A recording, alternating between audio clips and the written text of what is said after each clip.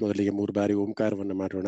ಓಂಕಾರ ನಂತರ ದಕ್ಷಿಣಾಮೂರ್ತಿ ಶ್ಲೋಕದ ಉಳಿದ ಶ್ಲೋಕಗಳನ್ನ ನಾವು ಅಧ್ಯಯನ ಮಾಡೋಣ. ಎಲ್ಲರೂ ಸಮಸ್ಥಿತಿಯಲ್ಲಿ ಕೂತ್ಕೊಂಡು ಕೈಗಳನ್ನ ಜೋಡಿಸ್ಕೊಳ್ಳಿ.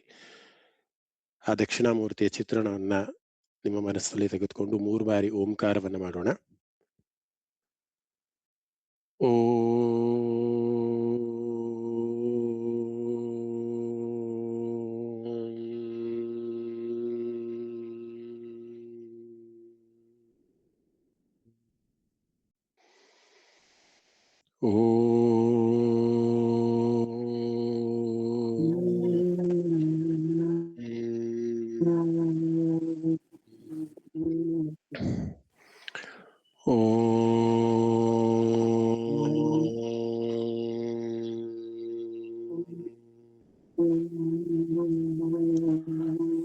ಸದಾ ಬಾಲರೂಪಾಪಿ ವಿಘ್ನಾದ್ರಿಹಂತ್ರಿ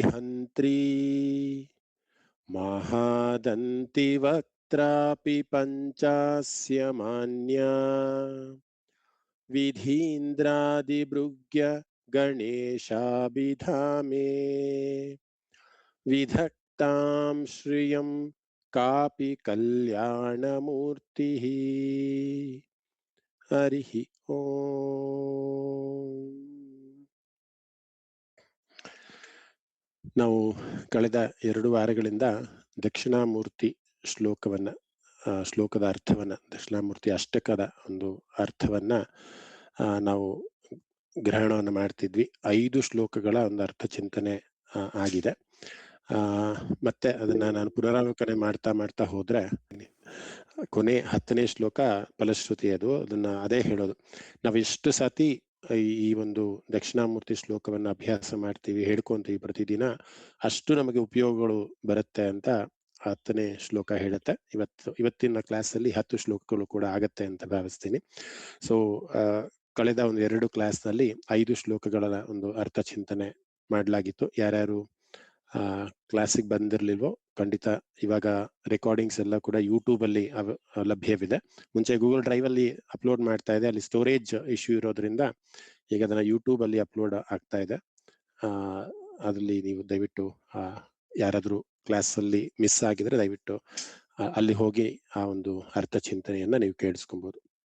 ಸೊ ಇಲ್ಲಿ ದಕ್ಷಿಣಾಮೂರ್ತಿ ಶ್ಲೋಕ, ಇಲ್ಲಿ ದಕ್ಷಿಣಾಮೂರ್ತಿ ಅಂದ ತಕ್ಷಣ ಇಲ್ಲಿ ಯಾವುದೋ ಒಂದು ಈಶ್ವರನ ಒಂದು ಸ್ವರೂಪವನ್ನ ಅಥವಾ ಒಂದು ಈಶ್ವರನ ವಿಗ್ರಹವನ್ನ ನಾವು ನೋಡ್ತೀವಿ. ಇದನ್ನ ಮುಂಚೆನೂ ಕೂಡ ಹೇಳಿದ್ದೆ.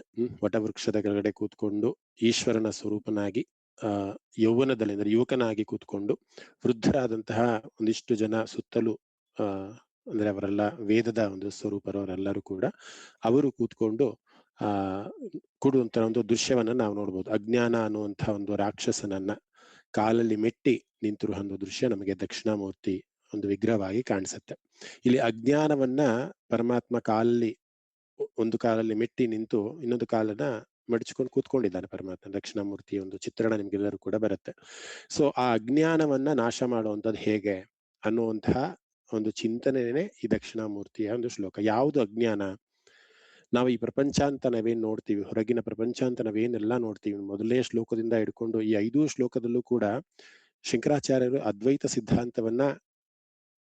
ಸಿದ್ಧಾಂತ ಅನ್ನೋದಕ್ಕಿಂತ ಅಹಂ ಬ್ರಹ್ಮಾಸ್ಮಿ ಅಥವಾ ಪರಮಾತ್ಮ ಅನ್ನುವಂತಹ ಒಂದು ಚೇತನ ಶಕ್ತಿ ನನ್ನಲ್ಲೇ ಇದೆ ಅನ್ನೋದನ್ನ ಬಹಳಷ್ಟು ಎಕ್ಸಾಂಪಲ್ ನ ಕೊಟ್ಟು, ನಾವು ಹೇಗೆ ಕನ್ನಡಿಯ ಮುಂದುಗಡೆ ನಮ್ಮನ್ನು ನಾವು ನೋಡ್ಕೊಂಡಾಗ ಆ ಕನ್ನಡಿಯಲ್ಲಿ ಬರುವಂತಹ ಒಂದು ಪ್ರತಿಬಿಂಬ ನಾನು ಇರೋದಕ್ಕೆ ಮಾತ್ರ ಕನ್ನಡಿಯಲ್ಲಿ ಪ್ರತಿಬಿಂಬ ಬರುತ್ತೆ ಅನ್ನುವಂತಹ ಒಂದು ಎಕ್ಸಾಂಪಲ್ ಆಗಿರ್ಬೋದು. ಅಥವಾ ಯಾವುದೋ ಒಂದು ಮ್ಯಾಜಿಕ್ ಮಾಡುವಂತಹ ಪರ್ಸನ್, ಅವನಿಗೆ ಮಾತ್ರ ಗೊತ್ತಿರುತ್ತೆ ಏನ್ ಮ್ಯಾಜಿಕ್ ಮಾಡ್ತಿದೆ ಅಂತ, ಯಾವ್ದು ರಿಯಲ್ಲು ಯಾವ್ದು ಸುಳ್ಳು ಅನ್ನೋದು ಅವನಿಗೆ ಮಾತ್ರ ಗೊತ್ತಿರುತ್ತೆ ಅನ್ನುವಂತಹ ಒಂದು ಎಕ್ಸಾಂಪಲ್. ಪ್ರತಿಯೊಂದು ಒಂದೊಂದು ಶ್ಲೋಕದಲ್ಲೂ ಕೂಡ ನಮಗೆ ಇನ್ನೇನು ಈ ರೀತಿ ಅನುಮಾನ ಬರಲೇಬಾರ್ದು ಅನ್ನುವಂತಹ ಒಂದು ನಿಟ್ಟಿನಲ್ಲಿ ಪ್ರತಿಯೊಂದು ಶ್ಲೋಕದಲ್ಲೂ ಕೂಡ ಆ ಒಂದು ಚೇತನ ಶಕ್ತಿ ಅಂದ್ರೆ ಪರಮಾತ್ಮನ ಒಂದು ಶಕ್ತಿ ನಮ್ಮಲ್ಲಿದೆ. ಈ ಇಂದ್ರಿಯಗಳು ಅಥವಾ ವಿಷಯಗಳು ಅಥವಾ ನಮ್ಮಲ್ಲಿರೋ ನಾವು ಕಾಣುವಂತಹ ಏನು ರಾಮ ಕೃಷ್ಣ ಅಥವಾ ಬೇರೆ ಏನು ಈ ದೇವರು ಅಂತ ನಾವೆಲ್ಲ ಏನ್ ಹೇಳ್ತೀವಿ, ಮೂರ್ತಿ ಪೂಜೆ, ಇವೆಲ್ಲವೂ ಕೂಡ ಮನುಷ್ಯ ತನ್ನಲ್ಲಿ ತಾನು ಆ ಒಂದು ಪರಮಾತ್ಮನನ್ನ ಸೇರೋದಕ್ಕೆ ಮಾಡಿಕೊಂಡಿರುವಂತಹ ಒಂದು ಸ್ಥಿತಿಗಳು ಅನ್ನೋದನ್ನ ಬಹಳ ಚೆನ್ನಾಗಿ ಒಂದೊಂದು ಶ್ಲೋಕದಲ್ಲೂ ಕೂಡ ಬಹಳ ವಿಸ್ತಾರವಾಗಿ ಭಗವತ್ಪಾದರು ಹೇಳ್ತಾ ಬಂದಿದ್ದಾರೆ. ಸೊ 5ನೇ ಶ್ಲೋಕದಲ್ಲೂ ಕೂಡ ನಾನು ದೇಹ ಅಲ್ಲ, ನಾನು ಇಂದ್ರಿಯಗಳಲ್ಲ, ನಾನು ಚಂಚಲವಾದಂತಹ ಬುದ್ಧಿನೂ ನಾನಲ್ಲ, ನಾನು ಶೂನ್ಯ ಅಂದ್ರೆ ನಾನು ಏನೂ ಕೂಡ ಅಲ್ಲ ಅನ್ನುವಂತಹ ಒಂದು ಅರ್ಥವನ್ನ ಕೊಡುವಂತಹ ಒಂದು ಶ್ಲೋಕಕ್ಕೆ ನಾವು ನಿಲ್ಸಿದ್ವಿ. ದೇಹಂ ಪ್ರಾಣಮಪಿ ಇಂದ್ರಿಯಾಣಿ ಅಪಿ, ನಾವು ನಿರ್ವಾಣ ಅಷ್ಟಕಂನ ಸಾಮಾನ್ಯವಾಗಿ ಓದಿ ಅರ್ಥೈಸ್ಕೊಂಡಿದ್ರೆ ಅದರಲ್ಲೇ ಶಂಕರಾಚಾರ್ಯರು ಸಂಪೂರ್ಣವಾಗೆಲ್ಲ ಹೇಳ್ಬಿಡಿದ್ದಾರೆ. ಮನೋಬುದ್ಧಿ ಅಹಂಕಾರ ಚಿತ್ತಾನಿ ನಾಹಂ, ನಾನು ಮನಸ್ಸಲ್ಲ, ನನ್ನ ಬುದ್ಧಿ ಅಲ್ಲ, ನನ್ನ ಅಹಂಕಾರ ಅಲ್ಲ, ಚಿತ್ತ ನಾನಲ್ಲ, ನಾನು ಯಾರು ಅಂತ ಅಂದ್ರೆ ಅಹಂ ಶಿವೋಹಂ, ಆ ಪರಬ್ರಹ್ಮ ಸ್ವರೂಪನಾದಂತಹ ಆ ಒಂದು ಚೈತನ್ಯ ಶಕ್ತಿ ನಾನು, ಆ ಆತ್ಮ ನಾನು. ಪ್ರತಿಯೊಂದು ಆ ಒಂದು ನಿರ್ವಾಣ ಅಷ್ಟಕಮಲ್ಲೂ ಕೂಡ ಎಷ್ಟು ಚೆನ್ನಾಗಿ ಶಂಕರು ಬಹಳ ಸುಲಭವಾಗಿ, ನನಗೆ ಕಳೆದ ವಾರ 1-2 ವಾರಗಳಿಂದ 2-3 ಜನ ಕಾಲ್ ಮಾಡಿದ್ರು, ಮಹೋದಯ ನಾನು ನಿಮ್ಮ ಕ್ಲಾಸ್ ಅಟೆಂಡ್ ಆಗಿದ್ದೆ, ನೀವು ಹೇಳಿದ್ದೆಲ್ಲ ಕೂಡ ಕೇಳಿಸ್ಕೊಂಡೆ, ಬಹಳ ತುಂಬಾ ಚೆನ್ನಾಗಿ ಆ ತತ್ವ ಬಹಳ ಚೆನ್ನಾಗಿ ಅರ್ಥ ಆಗುತ್ತೆ, ಆದ್ರೆ ಬಹಳ ಘನವಾದಂತಹ ಒಂದು ಸಬ್ಜೆಕ್ಟ್ ಅಂತ.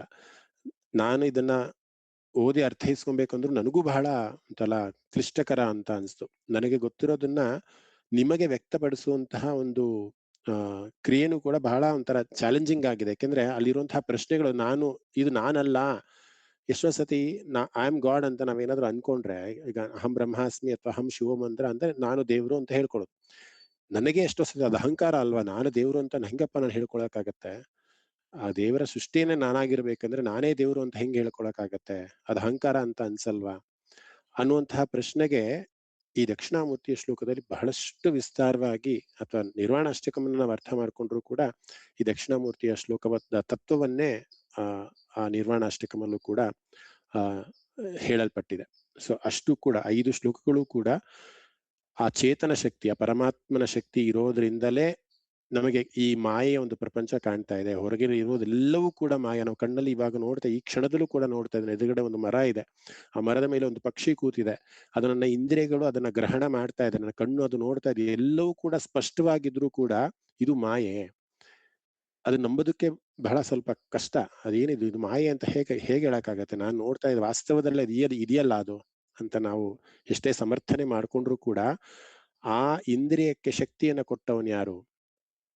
ನಾನು ಕಳೆದ ಕ್ಲಾಸಲ್ಲೂ ಕೂಡ ಹೇಳ್ತಾ ಇದ್ದೆ, ಈ ಆತ್ಮ ದೇಹದಲ್ಲಿ ಇರೋದಕ್ಕೆ ಅಂದ್ರೆ, ಈ ಆತ್ಮ ಅಂದ್ರೆ ಪರಮಾತ್ಮ ದೇಹದಲ್ಲಿ ಇರೋದಕ್ಕೆ ಮಾತ್ರನೇ ಈ ದೇಹ ಕೆಲಸ ಮಾಡ್ತಾ ಇದೆ. ಒಂದು ಒಳ್ಳೆ ಎಕ್ಸಾಂಪಲ್ ನ ಕಳೆದ ಒಂದು ಕ್ಲಾಸ್ ಅಲ್ಲಿ ನಾನು ಹೇಳಿದ್ದೆ. ಒಂದು ಹಾಸ್ಪಿಟಲ್ ಅಲ್ಲಿ ಒಬ್ಬ ಪೇಷಂಟು ಇನ್ನೇನು ಪ್ರಾಣ ತುದಿಯಲ್ಲಿ ಇಟ್ಕೊಂಡು ಅಂದ್ರೆ ಇನ್ನೇನು ಒಂದಿಷ್ಟು ಸಮಯದಲ್ಲಿ ಅವನು ಸಾಯ್ತಾನೆ. ಬೆಡ್ ಮೇಲೆ ಮಲಗಿದ್ದಾನೆ. ಯಾರೋ ಒಬ್ಬ ತುಂಬಾ ಆಪ್ತನಾದವನು, ಬಹಳ ಚೈಲ್ಡ್ಹುಡ್ ಫ್ರೆಂಡ್ ಬರ್ತಾನೆ. ಅವನು ಬಂದು ಮಾತಾಡಿಸಿದ್ರು ಕೂಡ ಅವನಿಗೆ ಮಾತಾಡುವಂತಹ ಒಂದು ಚೈತನ್ಯ ಅವನಿಗೆ ಇರೋದಿಲ್ಲ. ಅವನಿಗೆ ತುಂಬಾ ಇಷ್ಟವಾದಂತಹ ತಿಂಡಿ, ಅವನಿಗೆ ಗುಲಾಬ್ ಜಾಮೂನ್ ಅಂದ್ರೆ ತುಂಬಾ ಇಷ್ಟ, ತಗೊಂಬಂದು ಕೊಡ್ತಾರೆ. ಅವಾಗ ಅವ್ರು ನಿಂತ್ಕೊಂತಾನ, ಚೈತನ್ಯ ಬರುತ್ತಾ ಅವನಿಗೆ ಅಂತ. ಆಗ್ಲೂ ಕೂಡ ಅವನಿಗೆ ಚೈತನ್ಯ ಬರಲ್ಲ. ಬಹಳ ಸುಂದರವಾದಂತ ಮ್ಯೂಸಿಕ್ ಅಂದ್ರೆ ತುಂಬಾ ಇಷ್ಟ ಅವನಿಗೆ, ಅವನಿಗೆ ಅವನಿಗೆ ಇಷ್ಟವಾದಂತಹ ಕ್ಲಾಸಿಕಲ್ ಮ್ಯೂಸಿಕ್, ವೆಸ್ಟರ್ನ್ ಮ್ಯೂಸಿಕ್ ಹಾಡ್ತಾರೆ. ಆಗ್ಲೂ ಕೂಡ ಅವನು ಎಚ್ಚರವಾಗೋದಿಲ್ಲ. ಅಂದ್ರೆ ಈ ಬಾಹ್ಯವಾಗಿ ಇರುವಂತಹ ಯಾವುದೋ ಒಂದು ಸಂಬಂಧ ಆಗಿರ್ಬೋದು, ನನ್ನ ಫ್ರೆಂಡ್ ಅಂತ ಹೇಳಿದ ಒಂದು ಸಂಬಂಧ ಆಗಿರ್ಬೋದು, ಅಥವಾ ನಮಗೆ ನಾಲಿಗೆಗೆ ರುಚಿಸುವಂತಹ ಯಾವುದೋ ಒಂದು ತಿಂಡಿ ತಿನಿಸುಗಳಾಗಿರ್ಬೋದು, ನಮ್ಮ ಕಿವಿಗೆ ಕೇಳುವಂತಹ ಯಾವುದೋ ಒಂದು ಮ್ಯೂಸಿಕ್ ಅಥವಾ ಯಾವುದೋ ಒಂದು ಆಗಿರ್ಬೋದು, ಇವೆಲ್ಲವೂ ಕೂಡ ಆ ಆತ್ಮ ಅನ್ನೋದು ಕ್ಷೀಣ ಆಗ್ತಿದೆ, ದೇಹದಿಂದ ಬಿಟ್ಟು ಹೋಗ್ತಾ ಇದೆ ಅಂದಾಗ ಅದು ಬರೀ ದೇಹ ಅಷ್ಟೇ. ಅದು ಆ ಪ್ರಾಣ ಹೋದ್ಮೇಲೆ ಅದಕ್ಕೆ ದೇಹ ಅಂತ ಕರೀತಾರೆ ಹೊರತು, ಆ ಬಾಡಿನ ತಗೊಂಬನ್ನಿ ಅಂತ ಕರೀತಾರೆ ಹೊರತು ಹೆಸರಿದ್ದು ಆ ಒಂದು ಇದನ್ನ ಕರೆಯೋದಿಲ್ಲ. ಹೇಗೆ ನಾವು ದಾರಿಲಿ ಹೋಗ್ತಾ ಇರ್ಬೇಕಂದ್ರೆ ನಾವು ಸುಮಾರಷ್ಟು ಗೊಂಬೆಗಳಿಗೆ ಸೀರೆಯನ್ನು ಉಡ್ಸಿರ್ತಾರೆ, ಆ ತೊದಲು ಗೊಂಬೆಗೂ ನಮಗೂ ಯಾವುದೇ ರೀತಿ ವ್ಯತ್ಯಾಸ ಇಲ್ಲ. ಇರೋದು ಒಂದೇ ವ್ಯತ್ಯಾಸ, ನಮ್ಮಲ್ಲಿ ಪರಮಾತ್ಮ ಅನ್ನುವಂತಹ ಒಂದು ಶಕ್ತಿ ಇದೆ. ಆ ಸೀರೆ ಉಡಿಸಿರುವಂತಹ ಗೊಂಬೆಗೆ ಆ ಶಕ್ತಿ ಇಲ್ಲ. ಇದು ಕೂಡ, ಈ ದೇಹವೂ ಕೂಡ ಅದೇ ತೊಗಲು ಗೊಂಬೆ. ಇದಕ್ಕೆ ರಕ್ತ ಮಾಂಸ ಒಂದಿಷ್ಟು ಚೈತನ್ಯ ಎಲ್ಲವನ್ನೂ ಕೂಡ ಆ ಪರಮಾತ್ಮ ಕೊಟ್ಟಿರೋದ್ರಿಂದ ಇದು ನಡೀತಾ ಇದೆ, ಮಾತಾಡ್ತಾ ಇದೆ, ಕೇಳಿಸ್ಕೊಂತಾ ಇದೆ, ನೋಡ್ತಾ ಇದೆ, ಗ್ರಹಣ ಮಾಡ್ತಾ ಇದೆ, ಎಲ್ಲವನ್ನು ಕೂಡ ಮಾಡ್ತಾ ಇದೆ. ಸೊ ಈ ತತ್ವವನ್ನ ನಾವು ಅರ್ಥ ಮಾಡ್ಕೊಂಡ್ಬಿಟ್ರೆ, ಪರಮಾತ್ಮ ಅನ್ನುವಂತಹ ಚೈತನ್ಯ ನನ್ನಲ್ಲಿದೆ, ಅದಕ್ಕೋಸ್ಕರ ಈ ದೇಹ ಅನ್ನುವಂತಹ ತೊಗಲು ಗೊಂಬೆ ಮಾತಾಡ್ತಾ ಇದೆ ಅನ್ನೋದನ್ನ ಅರ್ಥ ಮಾಡ್ಕೊಂಡ್ಬಿಟ್ರೆ ನಾವು ಶಂಕರಾಚಾರ್ಯರು ಹೇಳಿದಂತಹ ಈ ದಕ್ಷಿಣಾಮೂರ್ತಿ ಶ್ಲೋಕವನ್ನ ಅರ್ಥ ಮಾಡ್ಬೇಕು. ಈ ದಕ್ಷಿಣಾಮೂರ್ತಿ ಅಂದ್ರೆ ದಕ್ಷಿಣ ಅನ್ನೋದು ಒಂದು ದಿಕ್ಕು. ಆ ಅದಕ್ಕೆ ಸಮಾನಾರ್ಥಕವಾದಂತಹ ಪದ ಅಂತಂದ್ರೆ ಜ್ಞಾನ ಅನ್ನುವಂಥದ್ದು. ಆ ಜ್ಞಾನವನ್ನ ನಾವು ಒಂದು ಸತಿ ಪಡ್ಕೊಂಡ್ಬಿಟ್ರೆ ನಾವು ಮುಕ್ತಿಗೆ ಬಹಳ ಹತ್ರ ಆಗ್ಬಿಟ್ವಿ ಅಂತ. ಯಾವಾಗ ನಮಗೆ ಈಗ ಒಂದು ಮ್ಯೂಸಿಕ್ ಅಂತ ತಗೊಳ್ಳಿ ಎಕ್ಸಾಂಪಲ್, ಬಹಳ ಕಷ್ಟಪಡ್ತೀವಿ ಒಂದು ರಾಗವನ್ನ ನಾವು ಹೇಳೋದಕ್ಕೆ, ಹಾಡೋದಕ್ಕೆ, ಶ್ರುತಿಬದ್ಧವಾಗಿ, ಲಯಬದ್ಧವಾಗಿ. ಒಂದ್ಸತಿ ಅದನ್ನ ಬಂದ್ಬಿಡ್ತು ಅಂತ ಅಂದ್ರೆ ತಕ್ಷಣ ಯಾರೋ ಒಂದು ಸ್ಟೇಜ್ ಅಲ್ಲಿ ಕರ್ಬಿಟ್ಟು ಒಂದು ಮೈಕ್ ಕೊಟ್ಟು ಹಾಡು ಅಂತಾರೆ, ನಾವು ಹಾಡ್ಬಿಡ್ತೀವಿ. ಯಾಕೆಂದ್ರೆ ಅದ್ರ ನಮಗೆ ಚೆನ್ನಾಗಿ ಕರಗತ ಆಗ್ಬಿಟ್ಟಿರುತ್ತೆ. ಹಾಗೆ ಈ ಜ್ಞಾನ ಅನ್ನುವಂಥದ್ದು ಅಥವಾ ಈ ಜಗತ್ತು ಮಾಯೆ, ಈ ಮಾಯೆ ಪ್ರಪಂಚದಲ್ಲಿ ನಾವಿದೀವಿ ಅಂತ ನಮಗೇನಾದ್ರೂ ಆ ಸೂಕ್ಷ್ಮ ಅನ್ನೋದು ಗೊತ್ತಾಗ್ಬಿಟ್ರೆ, ಅಂದ್ರೆ ನಾನು ಅಹಂ ಬ್ರಹ್ಮಾಸ್ಮಿ, ನನ್ನಲ್ಲೇ ಚೇತನ ಶಕ್ತಿ ಇದೆ ಅನ್ನೋದು ನಮ್ಗೆ ಏನಾದ್ರು ಗೊತ್ತಾಗ್ಬಿಟ್ರೆ ನಮಗೆ ಮೋಕ್ಷದ ದಾರಿ ಬಹಳ ಸುಲಭ ಆಗ್ತಾ ಹೋಗುತ್ತೆ ಅನ್ನೋದೇ ಇಡೀ ಈ ಅಷ್ಟಕಂದ, ದಕ್ಷಿಣ ಅಷ್ಟಕಂದ ಇಡೀ ಸಾರಾಂಶ. ನಾನಿಷ್ಟು 5 ಶ್ಲೋಕಗಳಾದ ಸುಮ್ಮನೆ ಪೀಠಿಕೆಯನ್ನ ಕೊಟ್ಟೆ. ಈಗ ನಾವು 6ನೇ ಶ್ಲೋಕಕ್ಕೆ ಹೋಗೋಣ. 6ನೇ ಶ್ಲೋಕ ಏನ್ ಹೇಳುತ್ತೆ ಅನ್ನೋದನ್ನ ನಾವೀಗ ಅರ್ಥ ಮಾಡ್ಕೊಳ್ಳೋಣ. ರಾಹುಗ್ರಸ್ತ ದಿವಾಕರಿ ಎಂದು ಸದೃಶೋ ಮಾಯಾ ಸಮಾಚ್ಛಾದನಾತ್ ಅಂತ ಮೊದಲನೇ ಒಂದು ಶ್ಲೋಕ. ಈ 6ನೇ ಅಧ್ಯಾಯದ ಒಂದು ಸಾರಾಂಶ ನಾವು ಹೇಳ್ಬೇಕಂದ್ರೆ, ಈ ಗಾಢ ನಿದ್ರೆಯಲ್ಲಿ ಅಥವಾ ಸುಷುಪ್ತಿಯಲ್ಲಿ, ಮೊದಲಿಗೆ ಸುಷುಪ್ತಿ ಅಂದ್ರೆ ಏನು ಅಂತ ಹೇಳ್ಬಿಟ್ಟು ನಾವು 3 ರೀತಿಯ ಅವಸ್ಥೆಯನ್ನ ನಾವು ಸಾಮಾನ್ಯವಾಗಿ ನೋಡ್ತೀವಿ. ಒಂದು ಜಾಗೃತವಾದಂತಹ ಅವಸ್ಥೆ, ಇನ್ನೊಂದು ನಿದ್ರೆಯ ಒಂದು ಅವಸ್ಥೆ, ಇನ್ನೊಂದು ಸುಷುಪ್ತಿಯ ಅವಸ್ಥೆ. ಜಾಗೃತವಾಗಿರೋದ್ರೆ ಈಗ ನಾನು ಜಾಗೃತನಾಗಿ ನಾನು ಎದ್ದಿದ್ದೀನಿ, ನಿಮ್ಮ ಹತ್ರ ಮಾತಾಡ್ತಾ ಇದ್ದೀನಿ, ಕ್ಲಾಸ್ ಮಾಡ್ತಾ ಇದ್ದೀನಿ, ಇದೊಂದು ತುಂಬಾ ಜಾಗೃತನಾಗಿದ್ದೀನಿ. ಈಗ 4 ಗಂಟೆಗೆ ನಾನು ಕ್ಲಾಸ್ ಮಾಡ್ಬೇಕು ಅನ್ನೋದು ನನಗೆ ಗೊತ್ತು, ನೀವು 4 ಗಂಟೆಗೆ ಸೇರ್ಬೇಕು ಅನ್ನೋದು ಗೊತ್ತು, ನೀವು ಜಾಗೃತರಾಗಿ ನಾನು ಜಾಗೃತ, ಇದು ಜಾಗೃತ ಅವಸ್ಥೆ. ಇನ್ನು ನಿದ್ರಾವಸ್ಥೆ ಅಂದ್ರೆ ಏನು? ರಾತ್ರಿ 12 ಗಂಟೆಗೋ ಅಥವಾ 1 ಗಂಟೆಗೋ ನಾವು ಮಲ್ಕೊಂತೀವಿ. ಮಲ್ಕೊಂಡಾಗ ಏನಾಗುತ್ತೆ, ನಮ್ಗೆ ಸಾಮಾನ್ಯವಾಗಿ ಸ್ವಪ್ನಗಳು ಬರುತ್ತೆ ಅಥವಾ ಬರೋದಿಲ್ಲ. ಅಂದ್ರೆ ನಿದ್ರೆಯನ್ನ ಮಾಡ್ತೀವಿ, ಅಂದ್ರೆ ಮನಸ್ಸು ಅಥವಾ ಸಬ್ ಕಾನ್ಶಿಯಸ್ ಮೈಂಡ್ ಅಂತ ನಾವೇನ್ ಹೇಳ್ತೀವಿ ಅದು ಜಾಗೃತವಾಗಿರುತ್ತೆ, ಆ ದೇಹ ಮಾತ್ರ ವಿಶ್ರಾಂತಿಯನ್ನ ತೆಗೆದುಕೊಳ್ತಾ ಇರುತ್ತೆ. ಇದು ನಿದ್ರಾವಸ್ಥೆ. ಸಬ್ ಕಾನ್ಶಿಯಸ್ ಮೈಂಡ್ ಅವೇಕ್ ಆಗೇ ಇರುತ್ತೆ, ಅದು ನಿದ್ದೆ ಮಾಡ್ತಿರೋದಿಲ್ಲ, ಅದು ನಿದ್ರಾವಸ್ಥೆ ಅನ್ನೋದು. ಇನ್ನ ಸುಷುಪ್ತಿ ಅಂತ ಅಂದ್ರೆ ಗಾಢವಾದಂತಹ ನಿದ್ದೆ, ಅಂದ್ರೆ ಯಾರೇ ಬಂದು ಎಬ್ಬರಿಸಿದ್ರು ಕೂಡ ನಮಗೆ ಎಚ್ಚರ ಆಗದೆ ಇರುವಂತಹ ಒಂದು ಸ್ಥಿತಿ, ಅದಕ್ಕೆ ಸುಷುಪ್ತಿ ಅಂತ ಕರೆಯುವಂಥದ್ದು. ನಾವು ಹೇಳ್ತೀವಲ್ಲಪ್ಪ ಎಷ್ಟು ಗಾಢವಾದ ನಿದ್ದೆ ಮಾಡ್ಬಿಟ್ಟೆ ಅಂದ್ರೆ ಈ ಪ್ರಪಂಚದಲ್ಲೇ ನಾನು ಇರ್ಲಿಲ್ಲ ಅಂತ ನಾವು ಸಾಮಾನ್ಯವಾಗಿ ಕೇಳ್ತೀವಿ. ಎಷ್ಟು ಗಾಢವಾದ ನಿದ್ದೆ ಮಾಡ್ಬಿಟ್ಟೆ ಅಂದ್ರೆ ನಮ್ಮ ಇಂದ್ರಿಯಗಳು ಕೂಡ ಅಲ್ಲಿ ಕೆಲಸ ಮಾಡ್ತಿರೋದಿಲ್ಲ. ಎಷ್ಟೋ ಸತಿ ನಾವು ತುಂಬಾ ಗಾಢ ನಿದ್ದಿದ್ದಾಗ ಸ್ಟವ್ ಮೇಲೆ ಏನೋ ಇಟ್ಟಿರ್ತೀವಿ, ಹಾಲು ಇಟ್ಟಿರ್ತೀವಿ, ಹಾಲು ಸೀದೋಗ್ತಾ ಇರುತ್ತೆ, ಅದು ನಮ್ಮ ಇಂದ್ರಿಯದ ಒಂದು ಗ್ರಹಣಕ್ಕೆ ಬರೋದಿಲ್ಲ. ಅಷ್ಟು ಗಾಢವಾಗಿ ನಿದ್ದೆ ಮಾಡ್ಬಿಡ್ತೀವಿ. ಇದು ಸುಷುಪ್ತಿಯ ಒಂದು ಅವಸ್ಥೆ ಅಂತ. ಯಾರೋ ಜೋರ ಬಾಗ್ಲು ಬಡಿತಾರೆ ನಾವು ಮಲ್ಕೊಂಡಿದ್ದಾಗ, ನಮ್ಗೆ ಹೆಸರನೇ ಆಗಲ್ಲ, ಯಾಕೆಂದ್ರೆ ಆ ಇಂದ್ರಿಯಗಳಲ್ಲಿ ಕೆಲಸ ಮಾಡ್ತಾ ಇರೋದಿಲ್ಲ, ಅಷ್ಟು ಗಾಢವಾದಂತಹ ಒಂದು ಸ್ಥಿತಿಗೆ ನಾವು ಹೋಗಿರ್ತೀವಿ. ಸೊ ಇದು 3 ರೀತಿಯ ಅವಸ್ಥೆಗಳು, ಅಂದ್ರೆ ಜಾಗೃತ ಅವಸ್ಥೆ, ನಿದ್ರಾವಸ್ಥೆ ಮತ್ತೆ ಸುಷುಪ್ತಿಯ ಅವಸ್ಥೆ ಅನ್ನುವಂಥದ್ದು.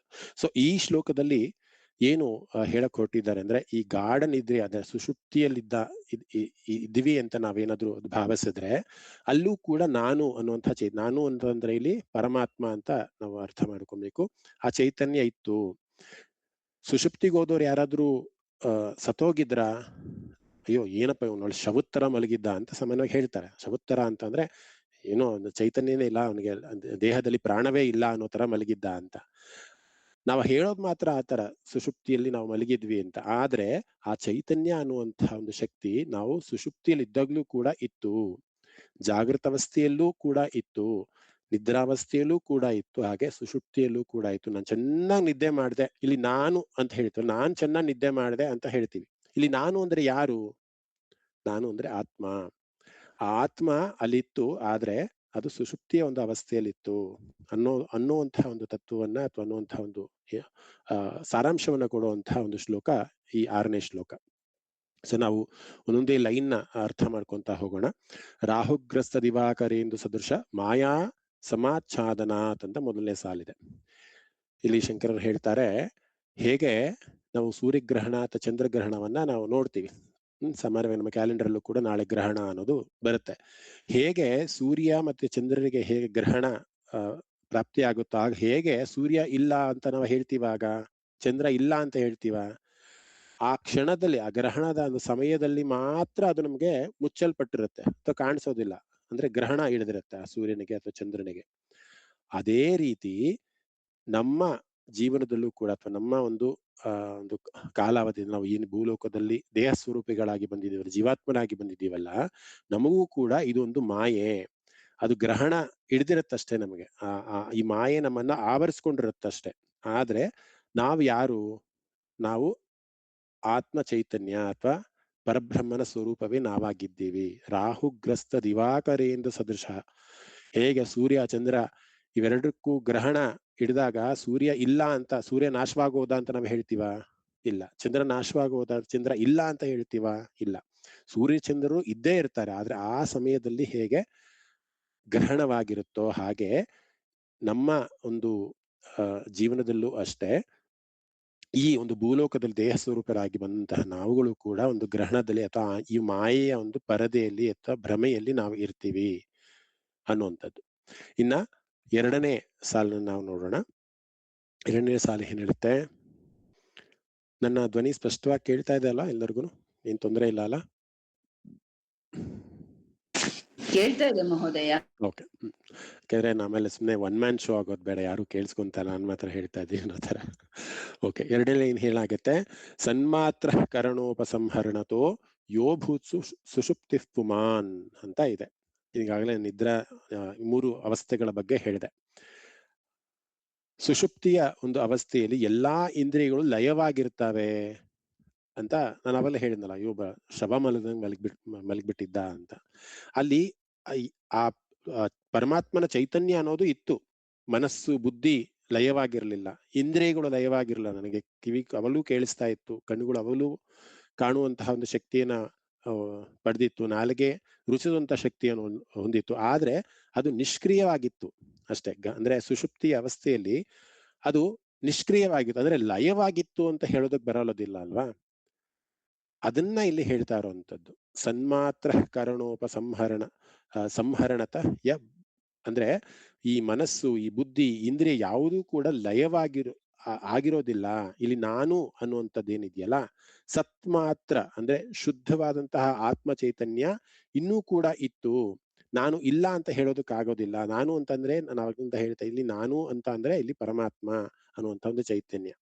ನಾನ್ ನಿದ್ದೆ ಮಾಡಿದೆ ಅಂತ ಹೇಳಲು ಮಾತ್ರ ಸಾಧ್ಯ ಆಗತ್ತೆ, ಅಂದ್ರೆ ಸುಷುಪ್ತಿಯ ಒಂದು ಸ್ಥಿತಿಯಲ್ಲಿ ನಾನು ಇದ್ದೆ ಅಂತ ಹೇಳಲು ಸಾಧ್ಯವಾಗತ್ತೆ, ಆದ್ರೆ ನಾನೇ ಇಲ್ಲ ಅಂತ ಹೇಳೋದಕ್ಕೆ ಸಾಧ್ಯ ಆಗೋದಿಲ್ಲ ಅನ್ನುವಂಥ ಒಂದು ಅರ್ಥವನ್ನ ಕೊಡುವಂಥದ್ದು.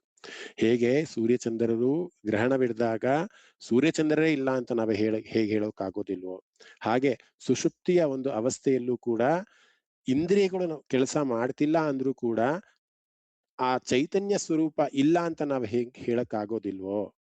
ಅದೇ ರೀತಿ 3ನೇ ಸಾಲಿಗೆ ಬರ್ತಾ ಹೇಳ್ತಾರೆ, ಪ್ರಾಗ್ರಸ್ವಾಪ್ ಸಮಿತಿ ಪ್ರಬೋಧ ಸಮಯೇ ಯಃ ಪ್ರತ್ಯಭಿಜ್ಞಾಯತೆ. ಪ್ರತ್ಯಭಿಜ್ಞಾಯತೆ ಅಂತಂದ್ರೆ ಆ ಸುಷುಪ್ತಿಯ ಒಂದು ಸ್ಥಿತಿಯಿಂದ ಎಚ್ಚರವಾದಾಗ, ಅಂದ್ರೆ ಜಾಗೃತವಾದಾಗ ನಾನು ಹೇಳ್ತೀನಿ, ತುಂಬಾ ಗಾಢವಾದ ನಿದ್ದೆಯನ್ನು ಮಾಡ್ತಿರ್ತೀವಿ, ತಕ್ಷಣ ಎಚ್ಚರಿಕೆ ಆಗ್ಬಿಡುತ್ತೆ ನಮ್ಗೆ, ಅಯ್ಯೋ ಇಷ್ಟೊತ್ತು ಮಲಗ್ಬಿಟ್ನಾ ನಾನು ಅಂತ ತಕ್ಷಣ ಎದ್ದು ಕೂತ್ಕೊಂಡ್ಬಿಡ್ತೀವಿ. ಈಗ ನಾನು ಮೊದಲು ನಿದ್ದೆ ಮಾಡ್ತಿದ್ದೆ ಅಂತಾನೆ ಹೇಳ್ತೀನಲ್ವಾ, ಈಗ ನಾನು ಇಷ್ಟೊತ್ತು 1 hour ನಿದ್ದೆ ಮಾಡ್ಬಿಟ್ನಪ್ಪ ನಾನು ಅನ್ನೋ ಶಬ್ದ ಉಪಯೋಗಿಸ್ತೀವಿ. ಅಂದ್ರೆ ಇಲ್ಲಿ ನಾನು ಅಂತ ಶಬ್ದವನ್ನ ಉಪಯೋಗಿಸ್ತೀವಿ ಅಂದ್ರೆ ನಾನು ಇದ್ದೆ ಅಂದ್ರೆ ಆ ಪರಮಾತ್ಮನ ಚೈತನ್ಯ ಇತ್ತು ಅನ್ನೋದಕ್ಕೆ ತಾನೇ ನಾನು ನಿದ್ದೆ ಮಾಡಕ್ಕಾಗಿದೆ. ಅಂದ್ರೆ ಒಂದು ತುಂಬಾ ಕ್ಲಿಯರ್ ಇಲ್ಲಿ. ಏನ್ ಕ್ಲಿಯರ್ ಅಂತ ಅಂದ್ರೆ, ನಾನು ಆ ಒಂದು ಅವಸ್ಥೆಯಲ್ಲಿ, ಯಾವ ಅವಸ್ಥೆಯಲ್ಲಿ? ಸುಷುಪ್ತಿಯ ಅವಸ್ಥೆಯಲ್ಲೂ ಕೂಡ ನನ್ನ ಇಂದ್ರಿಯಗಳು ಕೆಲಸ ಮಾಡ್ತಿಲ್ಲ ಅಂದ್ರೂ ಕೂಡ ನಾನು ಇದೀನಿ. ಅದೇ ರೀತಿ ನಾವು ಈ ಬರೀ ಎಕ್ಸಾಂಪಲ್ಗಳನ್ನ ಶಂಕರಾಚಾರ್ಯರು ಕೊಡ್ತಾ ಇರೋವಂಥದ್ದು. ನಾವು ಇಲ್ಲಿ ನಮ್ಮ ಜೀವನಕ್ಕೆ ಏನದನ್ನು ನೋಡ್ಕೊಬೇಕು ಅಂತ ಅಂದ್ರೆ, ನಾವು ಇವತ್ತು ಈ ಕ್ಷಣ ನಾನು ಇದೀನಿ ಅಂದ್ರೆ ಈ ಮಾಯೆಯ ಒಂದು ಪ್ರಪಂಚದಲ್ಲಿ ಇದ್ದೀನಿ. ಇಲ್ಲಿ ನಾನಿಲ್ಲ ಅಂತ ನಾನು ಹೇಳೋದಕ್ಕಾಗೋದಿಲ್ಲ. ಆ ಪರಮಾತ್ಮ ಅನ್ನುವಂಥವನು ನನ್ನ ದೇಹದಲ್ಲಿ ಇರೋದಕ್ಕೆ ಸಾಕ್ಷಿನೇ ಈ ಚೈತನ್ಯ ಅನ್ನುವಂಥದ್ದು. ಈ ಚೈತನ್ಯ ಶಕ್ತಿ ನಮ್ಮಲ್ಲಿ ಇರೋದಕ್ಕೇನೆ ನಾವೆಲ್ಲರೂ ಕೂಡ ಆ 3 ಅವಸ್ಥೆಗಳಲ್ಲಿ, ಜಾಗೃತ ಅವಸ್ಥೆ, ನಿದ್ರಾವಸ್ಥೆ ಮತ್ತೆ ಸುಷುಪ್ತಿ ಅವಸ್ಥೆಯಲ್ಲಿ ಯಾವುದರಲ್ಲೂ ಇದ್ರೂ ಕೂಡ ಆ ಪರಮಾತ್ಮ ಅನ್ನುವಂತಹ ತತ್ವ ನನ್ನಲ್ಲಿದೆ. ಯಾಕೆ ಅಂದ್ರೆ ಅಹಂ ಬ್ರಹ್ಮಾಸ್ಮಿ, ಅಹಂ ಶಿವೋಹಂ ಅನ್ನುವಂಥ ಒಂದು ಅದ್ವೈತದ ಒಂದು ತತ್ವವನ್ನ ನಾವು ಅರ್ಥ ಮಾಡ್ಕೊಬೇಕು ಅನ್ನೋದು. ನಾನು ಮೊದಲು ನಿದ್ದೆ ಮಾಡ್ತಿದ್ದೆ ಅಂತಂದ್ರೆ ಅಲ್ಲಿ ನಾನು ಅಂದ್ರೆ ನಾನು ಇದೀನಿ ಅಂತ, ನಿದ್ದೆಯಲ್ಲಿದ್ದಾಗ್ಲೂ ಕೂಡ ನಾನು ಇದೀನಿ ಅನ್ನುವಂಥದ್ದು. ಸೊ ನನ್ಗೆ ಹೇಳ್ತಾ ಇರ್ಬೇಕಂದ್ರೆ ನಿಮ್ಗೆಲ್ಲರೂ ಕೂಡ ಅನ್ಸ್ಬೋದು, ಏನ್ ಮಹೋದಯ ಇದನ್ನ ನನ್ಗೆ ನೀವು ಈ ತರ ಹೇಳ್ತಿದ್ದಾರೆ, ಸ್ವಲ್ಪ ದ್ವಂದ್ವದ ರೀತಿಯಲ್ಲಿದೆ ಅಂತ ನಿಮ್ಗೆಲ್ಲರೂ ಕೂಡ ಅನ್ಸಿರ್ಬೋದು. ಅಂದ್ರೆ ನಾನು ಒಂದೊಂದೇ ಸಾಲಿನ ಅರ್ಥವನ್ನ ಈ ರೀತಿ ಹೇಳ್ತಾ ಇರ್ಬೇಕಂದ್ರೆ ನಿಮ್ಗೆ ಆತರ ಅನ್ಸುತ್ತೆ. ಆದ್ರೆ ಒಂದು ಬಹಳ ಸರಳವಾಗಿ ನಾವೇನು ಅರ್ಥ ಮಾಡ್ಕೊಬೇಕು ಅಂತ ಅಂದ್ರೆ, ಈ ಜೀವಾತ್ಮನಲ್ಲಿ ಪರಮಾತ್ಮ ಇದ್ದಾನೆ ಅನ್ನುವಂಥ ಒಂದು ಸತ್ಯವನ್ನು ನಾವು ಅರ್ಥ ಮಾಡ್ಕೊಬೇಕು. ಅದಕ್ಕೆ ಒಂದಿಷ್ಟು ಎಕ್ಸಾಂಪಲ್ ಶಂಕರಾಚಾರ್ಯರು ಕೊಡ್ತಾ ಹೋಗ್ತಾರೆ. ಸೊ ಇದನ್ನ ಅರ್ಥ ಮಾಡ್ಕೊಳ್ಳೋದು ಹೇಗೆ? ತಸ್ಮೈ ಶ್ರೀ ಗುರುಮೂರ್ತಿಯೇ ನಮಃ. ಆ ಒಂದು ದಕ್ಷಿಣಾಮೂರ್ತಿ, ದಕ್ಷಿಣ ಅಂದ್ರೆ ಜ್ಞಾನ, ಆ ಜ್ಞಾನದ ಮೊರೆ ಹೋದಾಗ ಇವೆಲ್ಲವೂ ಕೂಡ ಮಾಯೆ. ಆ ಸೂಕ್ಷ್ಮವಾದಂತಹ ಒಂದು ಸತ್ಯ ನಮ್ಗೆ ಅರ್ಥ ಆಗುತ್ತೆ, ಮತ್ತೆ ತುಂಬಾ ಸ್ಪಷ್ಟ ಆಗ್ತಾ ಹೋಗುತ್ತೆ. ಏನು ಸ್ಪಷ್ಟ ಆಗ್ತಾ ಹೋಗುತ್ತೆ? ದೇಹ ಲಯವಾಗುತ್ತೆ, ಪ್ರಾಣ ಲಯವಾಗುತ್ತೆ, ಮನಸ್ಸು ಲಯವಾಗುತ್ತೆ, ಜಗತ್ತು ಲಯವಾಗುತ್ತೆ. ಆದರೆ ಆ ಚೈತನ್ಯ ಸ್ವರೂಪನಾದ ಆತ್ಮ ಲಯ ಆಗೋದಿಲ್ಲ. ಯಾಕೆಂದ್ರೆ ಅಲ್ಲಿ ನಾನು ಅನ್ನೋದು ಎಲ್ಲಾ ಅವಸ್ಥೆಯಲ್ಲೂ ಕೂಡ ಇದೆ. ಜಾಗೃತ ಅವಸ್ಥೆಯಲ್ಲೂ ಇದೆ, ನಿದ್ರಾವಸ್ಥೆಯಲ್ಲೂ ಇದೆ, ಸುಷುಪ್ತಿಯಲ್ಲೂ ಇದೆ. ಇದನ್ನ ಅರ್ಥ ಮಾಡ್ಕೊಳ್ಳುವಂತಹ ಒಂದು ಜ್ಞಾನವನ್ನ ನಮಗೆ ಪಡಿಬೇಕು ಅಂದಾಗ ನಾವು ದಕ್ಷಿಣಾಮೂರ್ತಿ, ದಕ್ಷಿಣ ಅಂದ್ರೆ ಜ್ಞಾನದ ಒಂದು ಒಂದು ಪಥದಲ್ಲಿ ನಾವು ನಡೆದರೆ ಆ ದಕ್ಷಿಣಾಮೂರ್ತಿ ನಮಗೆ ಆಶೀರ್ವಾದವನ್ನು ಮಾಡಿ ನಮ್ಮಲ್ಲಿರುವಂತಹ ಒಂದು ಚೈತನ್ಯ ಶಕ್ತಿಗೆ ಬೆಳಕನ್ನ ಕೊಡ್ತಾನೆ ಅನ್ನುವಂತಹ ಒಂದು ಅರ್ಥವನ್ನ ಕೊಡುವಂಥದ್ದು 6ನೇ ಶ್ಲೋಕ. ನಾನು ಆಗ್ಲೇ ಹೇಳಿದಾಗೆ ಈ 3 ಅವಸ್ಥೆಗಳನ್ನ ಇದ್ರೂ ಕೂಡ ನಾನು ಅನ್ನುವಂಥ ಚೈತನ್ಯ ಸದಾ ಇರುತ್ತೆ ಅನ್ನೋದಕ್ಕೆ ಒಂದಿಷ್ಟು ಎಕ್ಸಾಂಪಲ್ಸ್ ನ ಒಂದು ಈ ಶ್ಲೋಕದಲ್ಲಿ ಕೊಡ್ತಾ ಹೋಗ್ತಾರೆ. ನಾವು ಇನ್ನ ಮುಂದಿನ ಶ್ಲೋಕಕ್ಕೆ ಹೋಗೋಣ. ಒಂದಿಷ್ಟು ಇದೇ ಒಂದು ಶ್ಲೋಕಕ್ಕೆ ಇನ್ನೊಂದಿಷ್ಟು ಪೂರಕವಾಗಿರುವಂತಹ ಒಂದು ಎಕ್ಸಾಂಪಲ್ಸ್ ನ ನಾನು ಕೊಡ್ತಾ ಹೋಗ್ತೀನಿ. ಒಂದು ಸ್ಕ್ರೀನ್ ಶೇರ್ ಮಾಡ್ತೀನಿ. ಎಲ್ಲರಿಗೂ ನನ್ನ ಸ್ಕ್ರೀನ್ ಕಾಣಿಸುತ್ತಾ ಅಂತ ಒಂದ್ಸತಿ ಹೇಳಿ.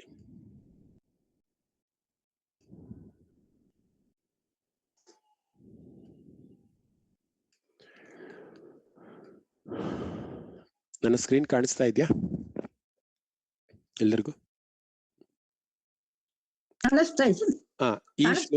ಈ ಶ್ಲೋಕವನ್ನ ನಾವು ಅರ್ಥೈಸ್ಕೊಬೇಕಂದ್ರೆ 5 ತರಹದ ಒಂದು ಸ್ಕಂದಗಳು, ರೂಪಸ್ಕಂದ, ವಿಜ್ಞಾನ ಸ್ಕಂದ, ಸಂಜ್ಞಾ ಸ್ಕಂದ, ಸಂಸ್ಕಾರ ಮತ್ತೆ ವೇದನ ಅನ್ನುವಂಥ 5 ರೂಪಗಳನ್ನ ನಾವು ಅರ್ಥೈಸ್ಕೊಂಡಾಗ ಈ ಶ್ಲೋಕಕ್ಕೆ ನಾವು ಇನ್ನೂ ಸ್ವಲ್ಪ ಚೆನ್ನಾಗಿ ಅರ್ಥ ಮಾಡ್ಕೊಂಡ್ವಿ ಅಂತ ಅನ್ಸುತ್ತೆ. ಏನಿದು ರೂಪಸ್ಕಂದ ಅಂತ ಅಂದ್ರೆ ವಿಷಯಗಳಿಂದ ಕೂಡಿದಂತಹ ಇಂದ್ರಿಯಗಳು ರೂಪಸ್ಕಂದ ಅಂತಂದ್ರೆ, ನೋಡಿ ಇಲ್ಲಿ ನಾವು ಈ ಪಿಕ್ಚರ್ ಅಲ್ಲಿ ನಿಮ್ಗೆ ಗೊತ್ತಾಗ್ತಾ ಇದೆ, ಫ್ಯಾನ್ ಗಾಳಿ ಬೀಸ್ತಾ ಇದೆ, ಅದು ನಮ್ಮ ಚರ್ಮಕ್ಕೆ ಸ್ಪರ್ಶ ಆಗ್ತಾ ತಂಪು ಅನ್ಸ್ತಾ ಇದೆ. ಹೌದು, ಸ್ಪೀಕರ್ ಅಲ್ಲಿ ವಾಯ್ಸ್ ಬರ್ತಾ ಇದೆ, ಕಿವಿಗಳಿಗೆ ನಾದವನ್ನ ಕೊಡ್ತಾ ಇದೆ, ಕಣ್ಣು ದೃಷ್ಟಿ ಹಾಯಿಸ್ತಾ ಇದೆ, ಐಸ್ ಕ್ರೀಮ್ ನಮಗೆ ಟೇಸ್ಟ್ ಅನ್ನ ಕೊಡ್ತಾ ಇದೆ, ಹೂವು ಸುಗಂಧವನ್ನ ಕೊಡ್ತಾ ಇದೆ. ಇವೆಲ್ಲವೂ ಕೂಡ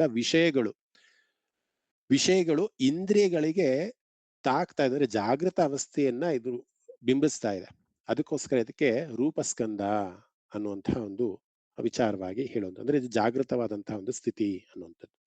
ಇನ್ನ ವಿಷಯೇಂದ್ರಿಯಗಳ ಜ್ಞಾನ, ಅದಕ್ಕೆ ವಿಜ್ಞಾನ ಸ್ಕಂದ ಅಂತ ಕರೀತಾರೆ. ಅಂದ್ರೆ ಈ ಐಸ್ ಕ್ರೀಮು ತಣ್ಣಗಿದೆ ಅನ್ನುವಂಥ ಒಂದು ಒಂದು ಒಂದು ಕಮಾಂಡ್ ಅನ್ನ ಬ್ರೈನಿಗೆ ಕೊಡುವಂಥದ್ದು ಯಾವುದು?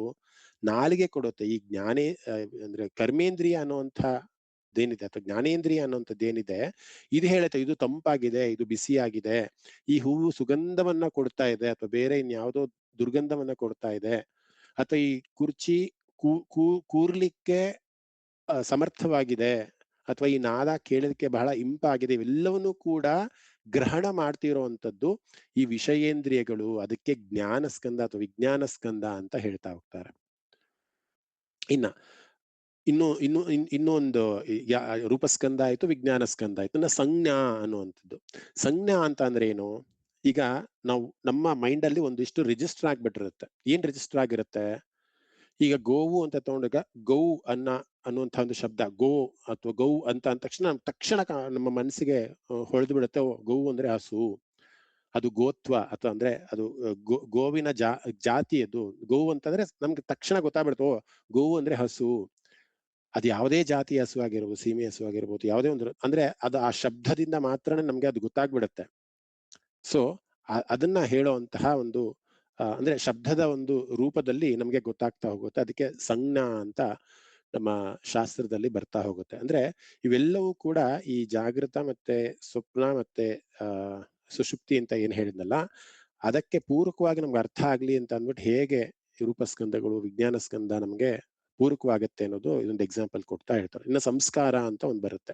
ಈ ಸಂಸ್ಕಾರ ಅಂತ ಅಂದಾಗ ನಾವು ಒಂದಿಷ್ಟು ಬಣ್ಣಗಳನ್ನ ನೋಡ್ತೀವಿ. ಈಗ ನಾವು ಈ ಒಂದು ಚಿತ್ರವನ್ನ ನೀವು ನೋಡ್ತಾ ಇದ್ದೆ, ನಮ್ಗೆ ನೀಟಾಗಿ ಗೊತ್ತಾ, ಓ ಇದು ಬ್ಲೂ ಕಲರ್, ಇದು ನೋಡಿದ ತಕ್ಷಣ ನಮ್ಗೆ ಮೈಂಡ್ ಕಮಾಂಡ್ ಹೇಳತ್ತೆ, ಅಂದ್ರೆ ಯಾವ ರೂಪದಲ್ಲಿದೆ, ಯಾವ ಬಣ್ಣದಲ್ಲಿದೆ, ಯಾವ ವರ್ಣದಲ್ಲಿದೆ ಅಂತ. ಅಂದ್ರೆ ಅದಕ್ಕೆ ಗುಣಕ್ಕೆ ತಕ್ಕವಾದಂತಹ ಅಥವಾ ರೂಪಕ್ಕೆ ತಕ್ಕವಾದಂತಹ ನಾವ್ ಯಾವ್ದೋ ಹೇಳ್ತೀವಿ, ಬಿಳಿ ಹೂವು, ದಾಸವಾಳದ ಹೂವು ಈ ಒಂದು ಬಣ್ಣವನ್ನ ಹೊಂದಿರುತ್ತೆ. ಇವೆಲ್ಲವೂ ಕೂಡ ಇಂದ್ರಿಯಗಳು ಮನಸ್ಸಿಗೆ ಕೊಡುವಂತಹ ಒಂದು ಕಮಾಂಡ್. ಅದಕ್ಕೆ ಹೇಳುವಂಥದ್ದು ಸಂಸ್ಕಾರ ಅಂತ. ಅಂದ್ರೆ ಸಂಸ್ಕಾರ ಅಂದ್ರೆ ಒಂದಿಷ್ಟು ಬಾಲ್ಯದಲ್ಲೇ ನಾವೆಲ್ಲವನ್ನು ಕೂಡ ಕಲ್ತ್ ಬಿಟ್ಟಿರ್ತೀವಿ. ಅಂದ್ರೆ ಸಂಸ್ಕಾರ ನಮ್ಗೆ ಬಂದ್ಬಿಟ್ಟಿರುತ್ತೆ ಅಂದ್ರಲ್ಲ. ಸಂಸ್ಕಾರ ಅಂದ್ರೆ ಒಂದು ನೋಡಿದ್ರೆ ಅದನ್ನ ತಿಳ್ಕೊಳ್ಳುವಂತಹ ಒಂದು ವ್ಯವಸ್ಥೆ, ಅದಕ್ಕೆ ಸಂಸ್ಕಾರ ಅನ್ನುವಂಥದ್ದು. ಇನ್ನೊಂದು ವೇದನಾ ಅನ್ನುವಂಥದ್ದು. ವೇದನಾ ಅಂತಂದ್ರೆ ಎಮೋಷನ್ಸ್ ಅಂತ ಹೇಳುವಂಥದ್ದು. ಎಮೋಷನ್ಸ್ ಅಂತ ಅಂದಾಗ ನಮ್ಗೆ ಗೊತ್ತಾಗತ್ತಲ್ವಾ, ಯಾರೋ ನಮಗೆ ತುಂಬಾ ತುಚ್ಛವಾಗಿ ಮಾತಾಡಿದ್ರೆ ನಮ್ಗೆ ಅಳು ಬರುತ್ತೆ, ನಮ್ಮನ್ನ ಹೊಗಳಿದ್ರೆ ನಮ್ಗೆ ಖುಷಿ ಆಗತ್ತೆ. ಈ ಎಲ್ಲವೂ ಕೂಡ ಈ ವೇದನಾ ಅನ್ನುವಂತಹ ಒಂದು ಸ್ಥಿತಿನಲ್ಲಿ ಬರುತ್ತೆ. ನಾನು ಯಾಕೆ ಈ 5 ಹೇಳ್ತಾ ಹೋಗ್ತೆ ಅಂದಾಗ, ನಾವು ಜಾಗೃತ ಅವಸ್ಥೆಯಲ್ಲಿದ್ದಾಗ ಇವೆಲ್ಲ ಆಕ್ಟಿವಿಟೀಸ್ ನಮ್ಮಲ್ಲಿ ನಡೀತಾ ಇರತ್ತೆ. ಆದ್ರೆ ನಮ್ಗೆ ಏನು ಗೊತ್ತಿಲ್ಲದೆ ನಾವು ಜೀವನವನ್ನು ಮಾಡ್ತಿದ್ದೀವಿ ಅಂತಂದ್ರೆ, ಇವೆಲ್ಲವೂ ಕೂಡ ಮಾಯೆಗೆ ಒಳಪಟ್ಟಿದ್ದೀವಿ.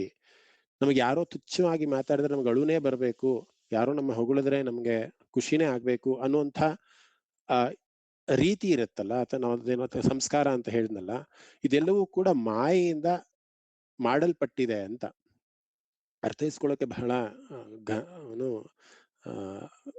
ತುಂಬಾ ಕಷ್ಟಕರವಾದಂತಹ ಒಂದು ಕಾನ್ಸೆಪ್ಟ್ ಅಂತ ಅನ್ಸುತ್ತೆ. ಸಾಮಾನ್ಯವಾಗಿ ವಿಷ್ಣು ಸಹಸ್ರನಾಮದಲ್ಲಿ ಸ್ಟೋರಿ ಹೇಳ್ತಾ ಇದ್ದಾಗ, ಸ್ಟೋರಿ ತುಂಬಾ ಚೆನ್ನಾಗಿದೆ, ನಂಗೆ ಅರ್ಥ ಆಯ್ತು ಅಂತ ನಾವೆಲ್ಲರೂ ಕೂಡ ಬೀಗ್ತಾ ಇದ್ವಿ. ಅಥವಾ ಭಗವದ್ಗೀತೆಯ ಒಂದು ಶ್ಲೋಕವೂ ಕೂಡ ಬಹಳ ಅರ್ಥ ಆಗತ್ತೆ ಅಂತ ಅನ್ಸ್ತಿತ್ತು ನಮ್ಗೆ. ಆದ್ರೆ ಈ ದಕ್ಷಿಣಾಮೂರ್ತಿ ಈ ಅದ್ವೈತ ಸಿದ್ಧಾಂತ ಅನ್ನೋದಿದೆಯಲ್ಲ, ಬಹಳ ಆಳವಾದಂತಹ ಒಂದು ಸಬ್ಜೆಕ್ಟ್.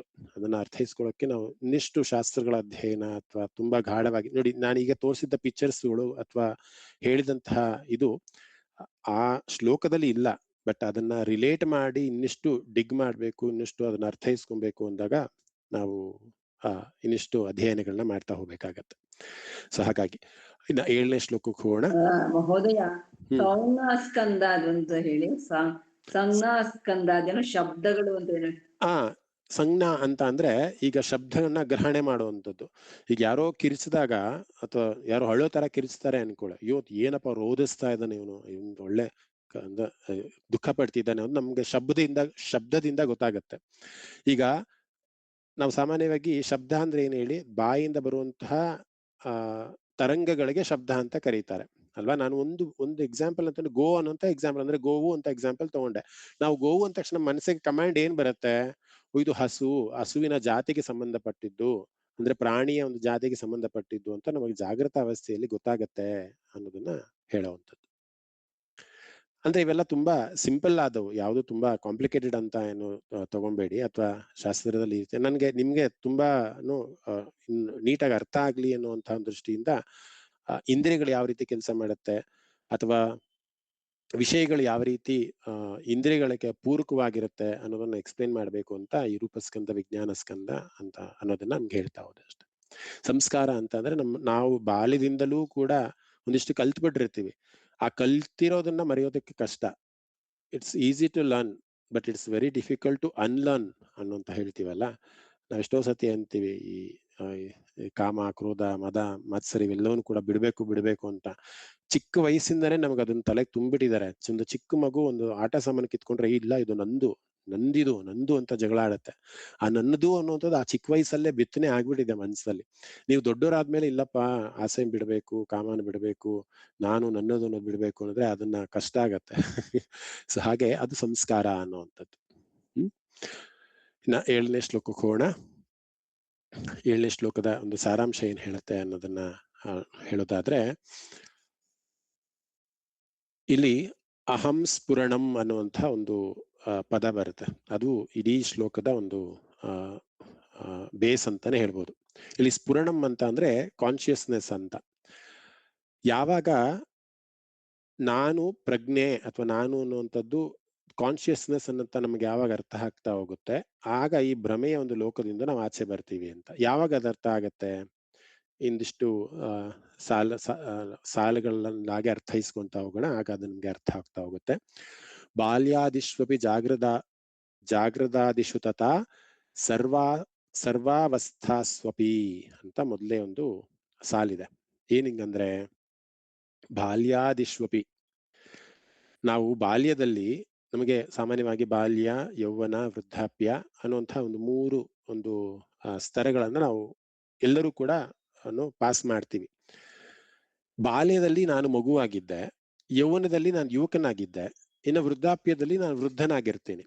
ಆದ್ರೆ ಈ 3 ಅವಸ್ಥೆಯಲ್ಲೂ ಕೂಡ ನಾನು ಏನಂತ ಹೇಳಿದೆ ಈಗ, ಏನಂತ ಸಂಬೋಧನೆ, ನಾನು ಮಗು ಆಗಿದ್ದೆ, ನಾನು ಯುವಕ ಆಗಿದ್ದೆ, ನಾನು ವೃದ್ಧನಾಗಿದ್ದೆ ಅಂತ ಹೇಳಿದೆ. ಇಲ್ಲಿ ನಾನು ಅನ್ನೋದು ಬದಲಾಗೋದಿಲ್ಲ, ನಾನು ಅನ್ನೋ ಭಾವನೆ ಬದಲಾಗೋದೇ ಇಲ್ಲ. ಬದಲಾಗಿದ್ದೇನು, ಮಗು ಅನ್ನೋದು ಬದಲಾಯಿತು, ಯುವಕ ಅನ್ನೋದು ಬದಲಾಯಿತು, ವೃದ್ಧ ಅನ್ನೋದು ಬದಲಾಯಿತು. ಸೊ ಇಲ್ಲಿ ಬಾಲ್ಯಾದಿಶ್ವಪಿ ಅನ್ನುವಂಥ ಒಂದು ವರ್ಡ್ಗೆ ಈ ಎಕ್ಸ್ಪ್ಲನೇಷನ್. ಅಂದ್ರೆ ದೇಹ ಬದಲಾಗತ್ತೆ.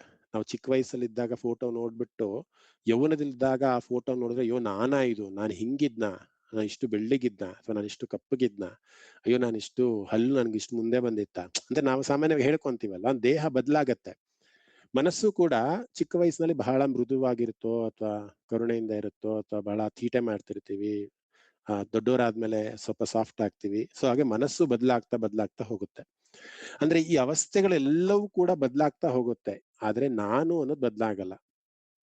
ಈಗ ನೀವು ಬಾಲ್ಯದಲ್ಲಿ ಬಹಳಷ್ಟು ತುಂಟಾಟಗಳನ್ನ ಮಾಡಿರ್ತೀರಾ, ಅಥವಾ ಅಪ್ಪ ಅಮ್ಮನಿಗೆ ಬಹಳಷ್ಟು ರೋದನೆಗಳನ್ನ ಕೊಟ್ಟಿರ್ತೀರಾ. ಆದ್ರೆ ಈಗ ನೀವು ಅದನ್ನ ನೆನ್ಸ್ಕೊಂಡ್ರೆ, ಅಯ್ಯೋ ನಾನು ಅಷ್ಟು ಕಷ್ಟ ಕೊಟ್ಟಿದ್ದ ನಮ್ಮ ಅಪ್ಪ ಅಮ್ಮಂಗೆ, ನಾನು ಅಷ್ಟು ತೀಟೆ ಮಾಡ್ತಿದ್ನ, ಅಯ್ಯೋ ಅಷ್ಟು ತುಂಟನಾಗಿದ್ನ ನಾನು ಅನ್ನೋದು ಬರುತ್ತಲ್ಲ. ಅಂದ್ರೆ ಇಲ್ಲಿ ನಾನು ಅನ್ನೋದು ಬದಲಾಗೋದಿಲ್ಲ. ಸೊ ಇದರಿಂದ ನಮ್ಗೆ ಏನ್ ಅರ್ಥ ಆಗುತ್ತೆ, ಬಾಲ್ಯ, ಯೌವನ, ವೃದ್ಧಾಪ್ಯ ಎಲ್ಲದಕ್ಕೂ ಕೂಡ ಬದಲಾವಣೆ ಅನ್ನೋದು ಅಂತದಿದೆ. ಆದ್ರೆ ನಾನು ಅನ್ನೋದಕ್ಕೆ ಬದಲಾವಣೆ ಇಲ್ಲ.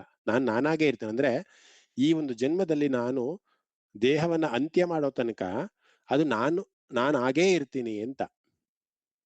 ಸೊ ನಾನು ಕನ್ಕ್ಲೂಷನ್ ಲಾಸ್ಟ್ ಅಲ್ಲಿ ಹೇಳ್ತಾ ಹೋಗ್ತೀನಿ. ಯಾಕೆ ಇದನ್ನ ಹೇಳ್ತಿದ್ದಾರೆ ಅಂತ ಕನ್ಕ್ಲೂಷನ್ ಲಾಸ್ಟ್ ಅಲ್ಲಿ ಗೊತ್ತಾಗ್ತಾ ಹೋಗುತ್ತೆ.